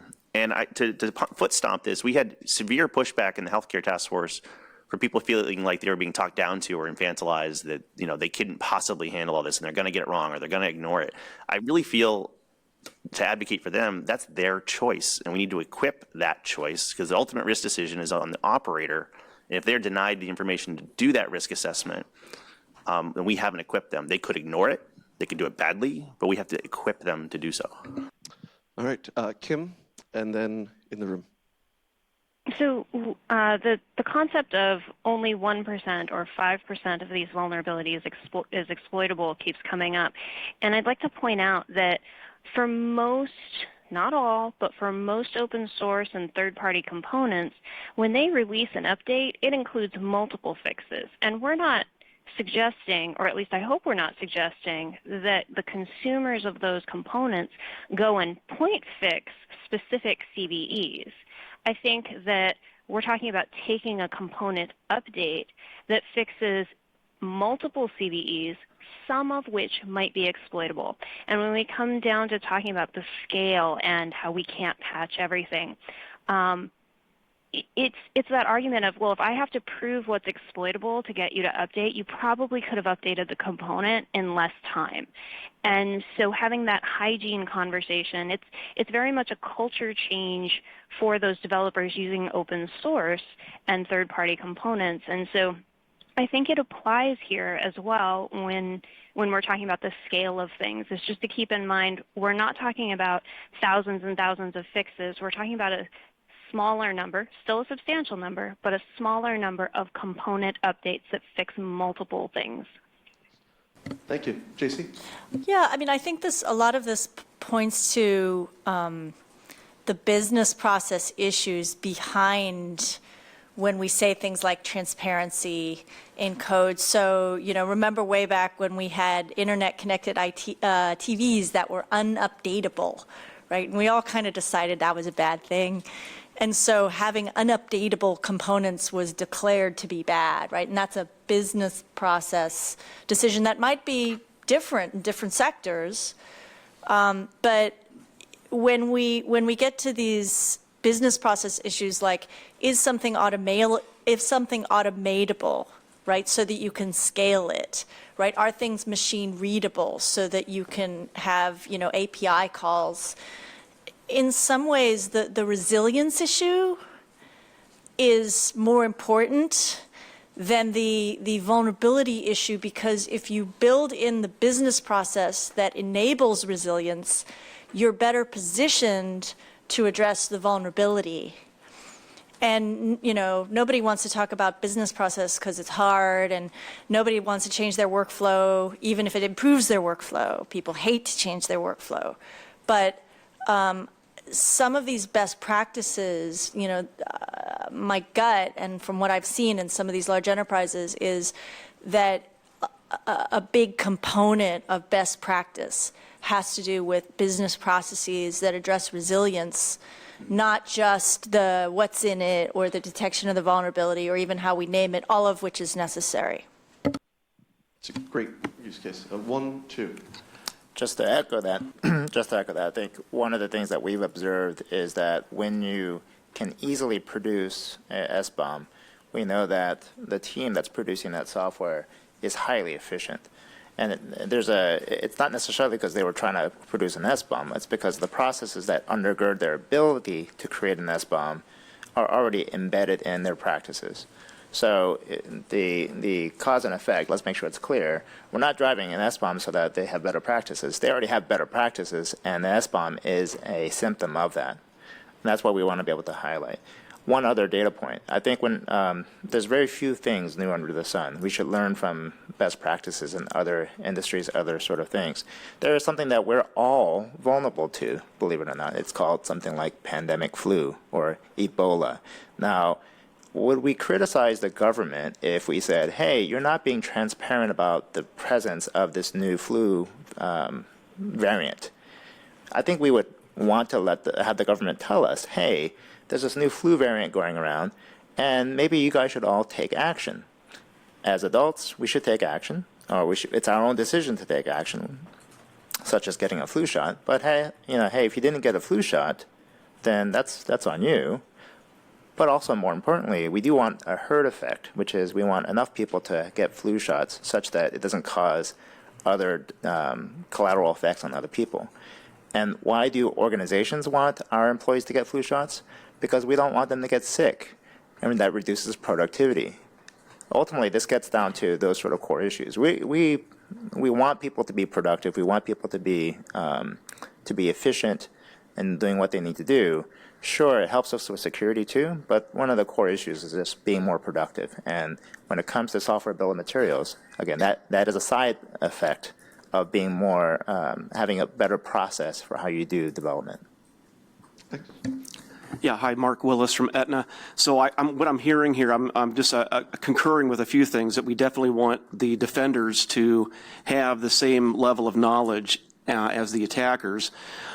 This gentleman in front of us talked about what, doing the right thing. I think it comes down to the word responsibility. We have a responsibility for those of us that write code and produce software to the public. For use, it comes down to, are we responsible if we know that there are vulnerabilities that may be exploitable or may not? Again, as the gentleman from the Presbyterian Hospital, Jennings, what's exploitable today or not exploitable may be exploitable tomorrow. We know this for a fact. And so to wait until the car is off the assembly line to find a defect down the road and do a recall, I think it is not a very responsible way of looking at things. I think if we have the opportunity to, and it sounds like we have enough people in the room that have the experience to put together, like the gentleman in front of me said, about a single standard. I think that's what we should be aiming for, that single standard, to be able to build consensus. And again, I want to focus on the word responsibility, because we're kind of dancing around that. And that's really what it comes down to. Are we being as responsible as we can to the public and for those who use our software?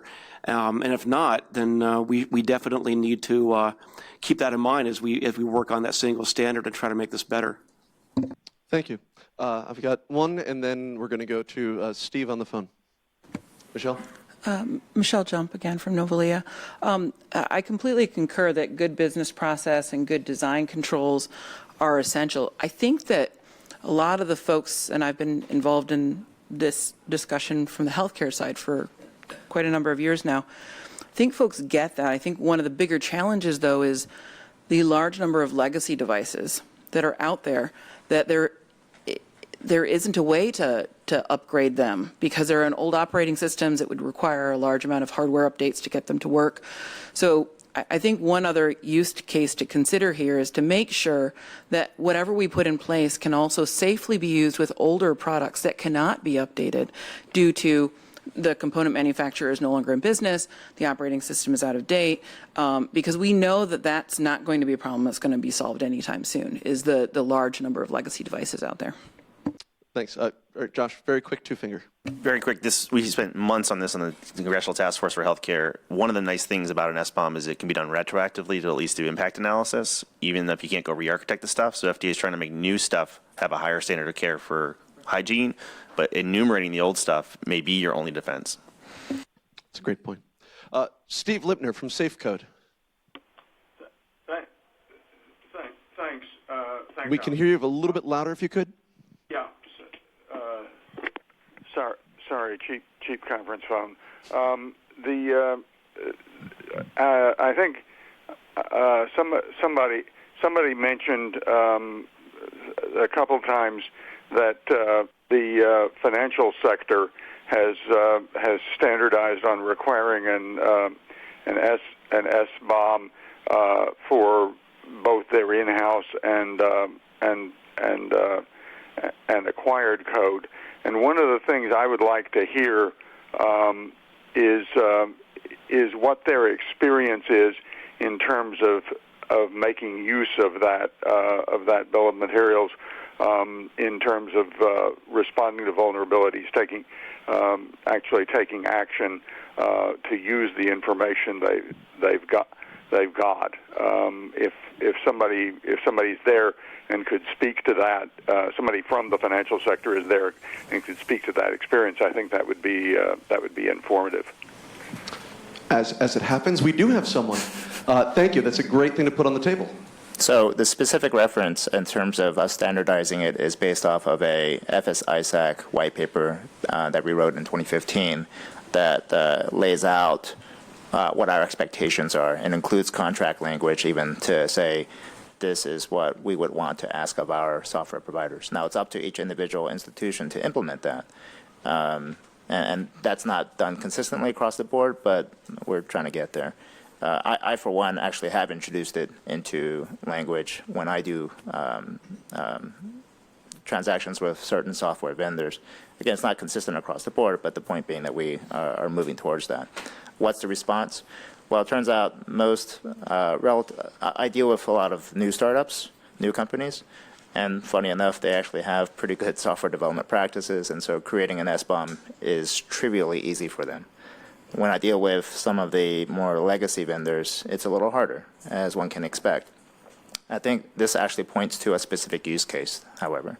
The use case here is this. If a vendor can tell me what is in their software, then I make a certain risk decision based on the knowledge of that. If they cannot tell me, it becomes a negotiation point for me, because I have to then spend additional time and energy and money to understand what software I have in my environment should an incident occur. And I want to have them make concessions up front because they're going to cost me money downstream. And so when an event like struts comes around, and I need to quickly enumerate where do I have struts in my environment, I have those who comply, and I save a tremendous amount of time knowing that up front.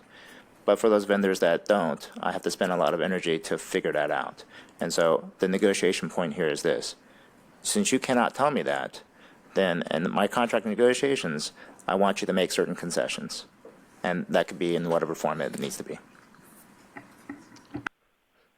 So I heard two underlying questions in Steve's point asking for some response, and I think we can hear from financial or from healthcare or any other sector that might be here. One is just the standards question, which is, hey, did you guys come up with a format? Is there a lesson that we can take away there?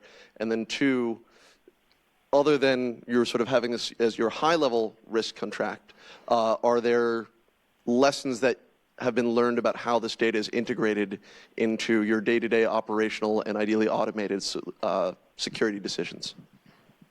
And I'll give you the floor, but I think that might be something that other people can jump on as well. Please. Right, Brian Fox from Sonatype. We've been helping companies do this for close to 7 years now, a lot of them in financial industry. Couple of anecdotes come to mind. I spoke to one large bank after the Commons Collections issue, the one that got Hollywood Presbyterian attacked. They told me that they spent 3 months with 4 people, so a man-year, just going around the organization, inventorying where they may be affected by that particular vulnerability, versus other financial industries who had already been using software to know definitively where it was.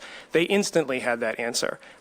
In many cases, even before the data hit NVD and was public, right? Because the information about that was out in various channels before it was officially published up in the NVD, right? So there's the tale of two cities, if you will, the huge discrepancy in the response time.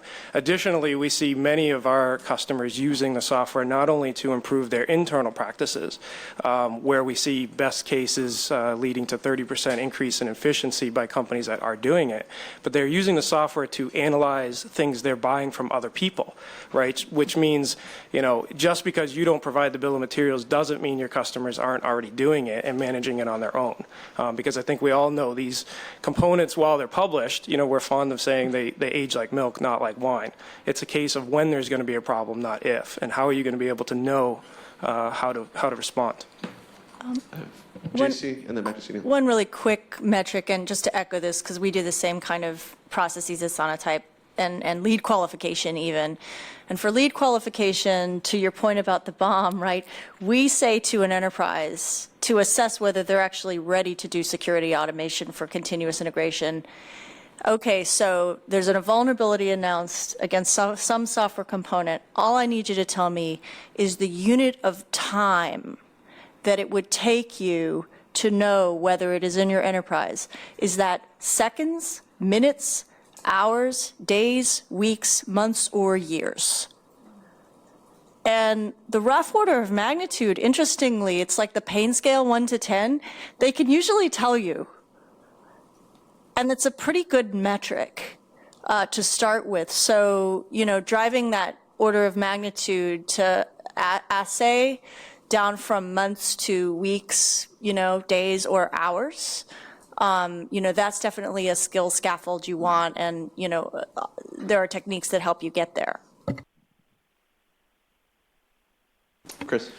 Yes, so sort of on that note, just the vendor asserting that they have an SBOM and they have that internal process gets us a long way to the end result we want, which is secure products, right? I'd rather have a vendor that had the SBOM and had a process for dealing with new vulnerabilities that come out in the components they're using on a quick basis than one that just merely publishes their SBOM, right? Because I want a secure product.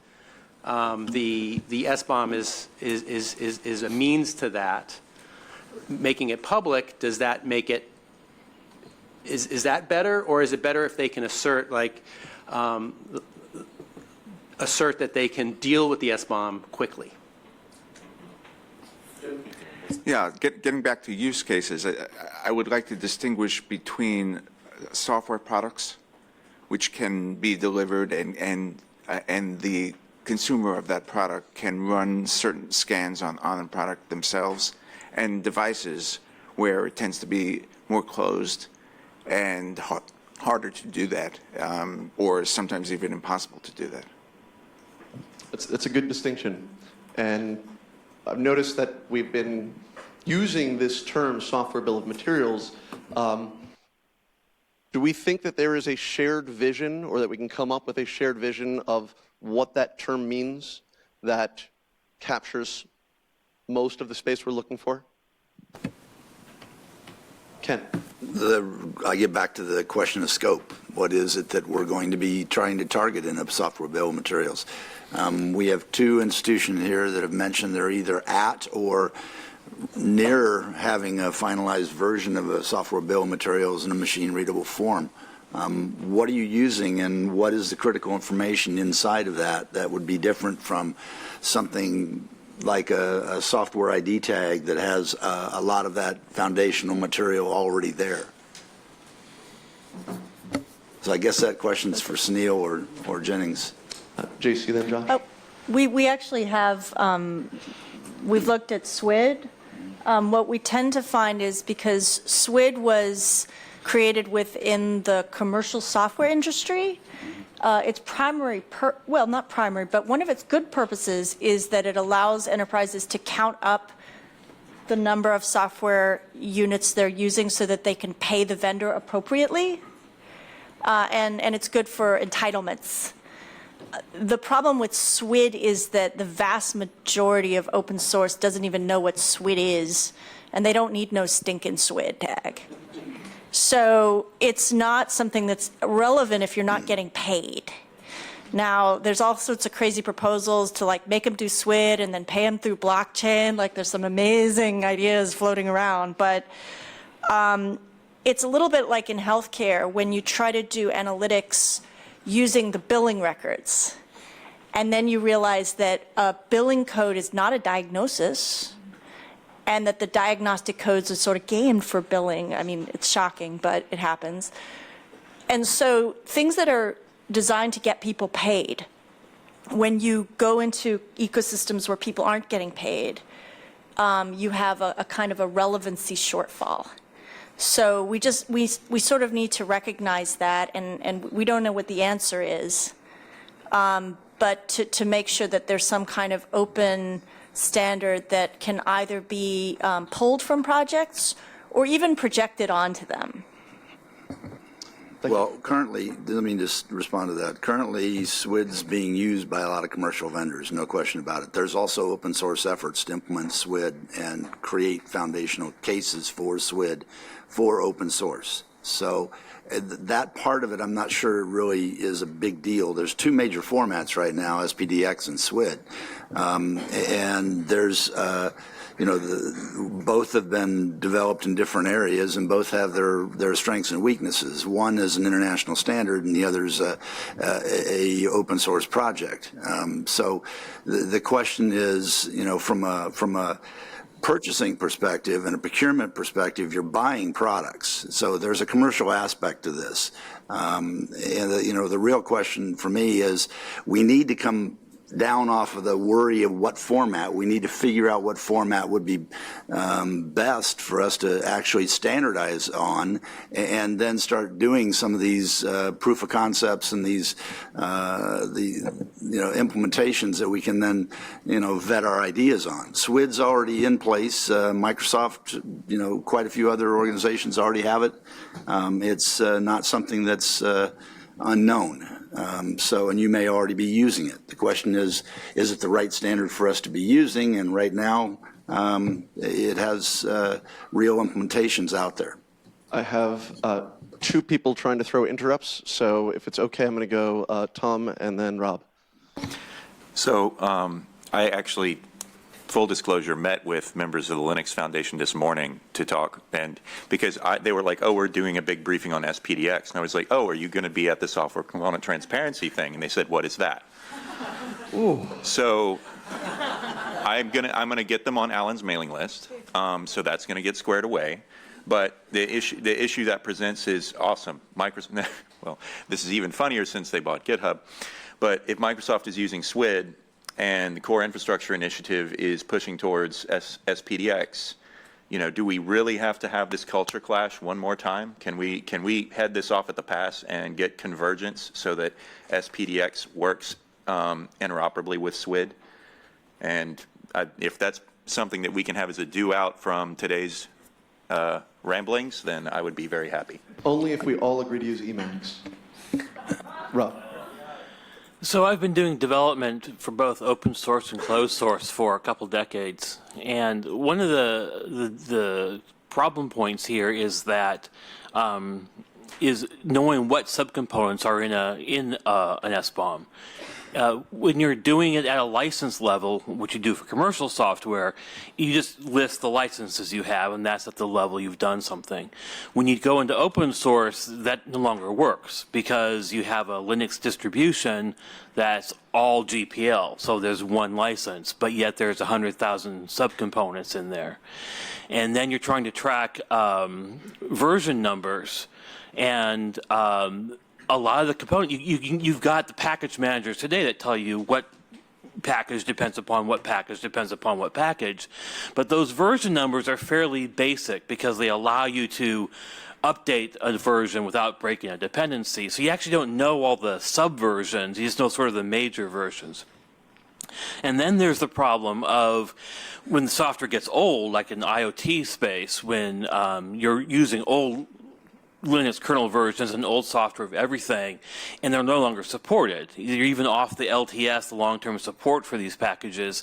So the vendor of the device, like if you take like a Cisco Linksys device, that's like 10 years old now, and they're still supporting it, but yet they have to backport all these patches for these vulnerabilities back onto that. And this sort of information is far too granular to even get close to being trackable with SWIDs.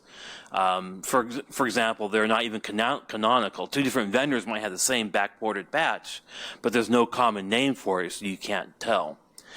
One specific example of this would be like the shell shock vulnerability. That was in the Bash shell interpreter, comes with Linux, but most IoT devices have BusyBox, some have Bash, some have both. And so no amount of SBOMs would tell you whether you're vulnerable to the Bash bug or not, because that information was never tracked at a level that you're talking about. You're hoping your model for an SBOM wouldn't be that granular. I've got Josh, and then over here. Brian, thank you. Do you have a direct response to Rob? All right, so I'm going to go Josh and then Brian. I mean, Rob brings up some interesting stuff. We talked about some of these. I do think scope is a killer question and one that should get a working group or two. A positive suggestion towards that is we sometimes talk about this like in the future, maybe we could try something. I think there's a bunch of de facto outputs. One of the most common injects for a bill of materials to be produced is by the build process, like your Jenkins build. You can't build it without building it from parts that got pulled in, and if you don't have the part, build breaks. So there are emergent practices. They may not be ideal or optimal, but there are a series of them, and I'm hoping one of the projects captures the existing observable practices and looks for best and worst and weak. Some languages like Java are very, very solid deterministic coordinate system with GAV. Some of them are pretty loosey-goosey, come as you are, do as you please, and they'll use the same names for different content. But I want to capture those and look where the 80-20 rule is, much like the food, which is, you know, they do have the everything else or natural flavorings type stuff, but I don't think we have to hope we can figure this out over the next couple of years. I think we can observe years of behavior first. I have an uncomfortable truth to bring up, but I want to hold it off. All right. All right, so I think we know open source developers tend to be anti-establishment by definition, which means efforts like SWID are almost guaranteed not to be adopted within that community. SPDX also been around for a long time, not really adopted within the open source community. But what's interesting is almost all of the modern components that we're talking about these days come with a native package manager. Maven, NuGet, NPM, Ruby has one, PyPy, right, Docker. They all have a native coordinate system. To participate in that ecosystem, you have to give yourself a name and make yourself addressable within that address space, right? So efforts outside of that inherently require somebody to make a mapping between them. This is one of the fundamental challenges with the CPE because, for example, that can't address the submodule issue. The coordinate system is not robust enough to map all of those cases. There is already an open source project called Package URL or Perl that is making an attempt to actually allow all of these native coordinate systems to interoperate under one umbrella. And in my opinion, that's probably the only way to be able to get that to work for the rest of us from the outside, because we're not asking them to take an extra step. It's a step they're already doing simply to exist in their own ecosystem.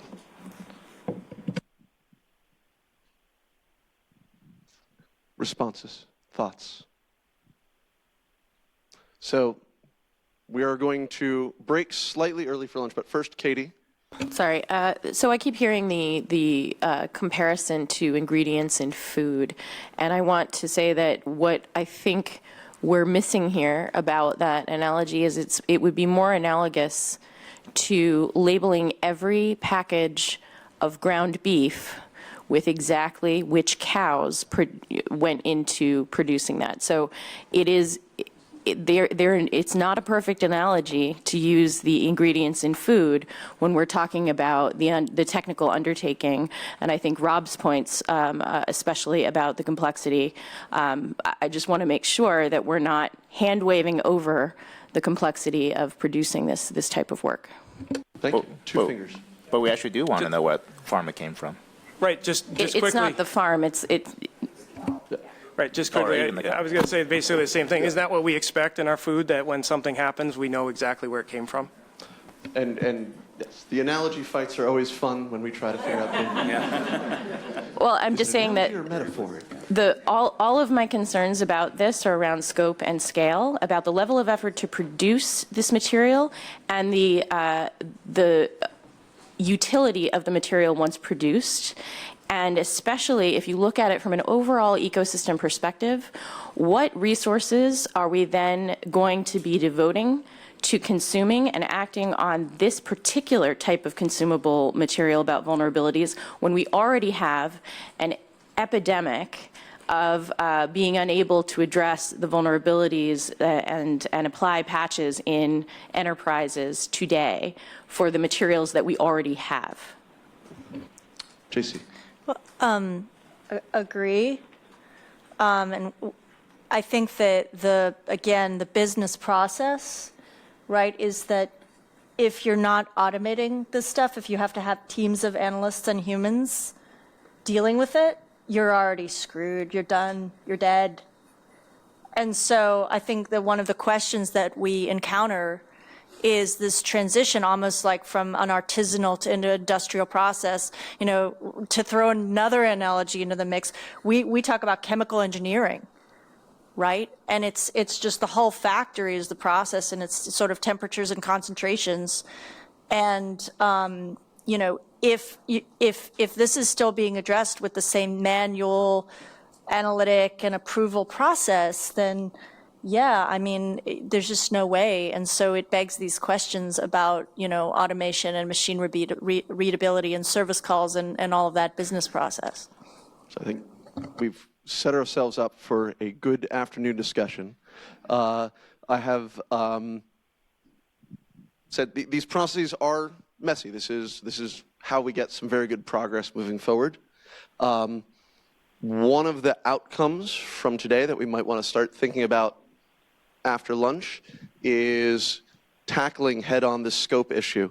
One of the ways that these processes have traditionally worked is with the use of targeted working groups that can define and constrain the work they're focusing on, and they work in parallel and complementary approaches. That's one way to do it. Certainly not the only way we have to do it. We also can have people go off and draft things and bring them back, but that's something just to keep in mind in addition to talking about your favorite metaphor. And Josh is trying to grab my attention for one last word, so we will give you the last word before we break for lunch. I wasn't trying to get the last word.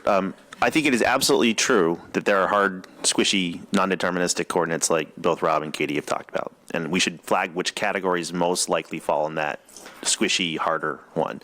It is also true that most of these high-profile breaches were the same vulnerability hitting the entire financial services sector or the entire class break on healthcare, and we should enumerate those as well.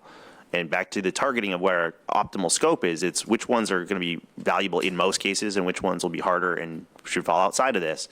But to state the uncomfortable truth I omitted before, I think Sunil said it best. Newer, smaller DevOps, CI/CD shops do this as a matter of productivity and profitability. And it's very easy for them to do, relatively easy. It's not to oversimplify the legacy problem. And I have a bunch of legacy code too, so I'm saying this as for my own purposes. When I show this to my developers to channel something I heard from someone else in this room, they gulped. And they're like, ugh. And why is that? Well, we didn't know better. We never managed this. We measured this. A lot of those projects, people have moved on.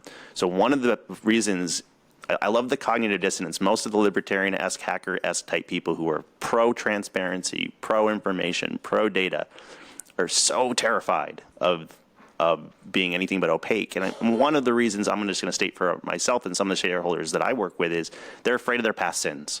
They're afraid of either license violations they've been cavalier about or known vulnerabilities. And basically when the developers gulped, they said, you know what, it's the right thing to do. It's going to take us some time. Everybody poops. Everybody's bad. Everybody's got some legacy sins. We all got to get better. The consequences of failure are higher. So I think part of the schism here is new software versus legacy software, and we should be very considerate and realistic about legacy with the right time horizons, with the right expectations, with when this stuff goes into effect.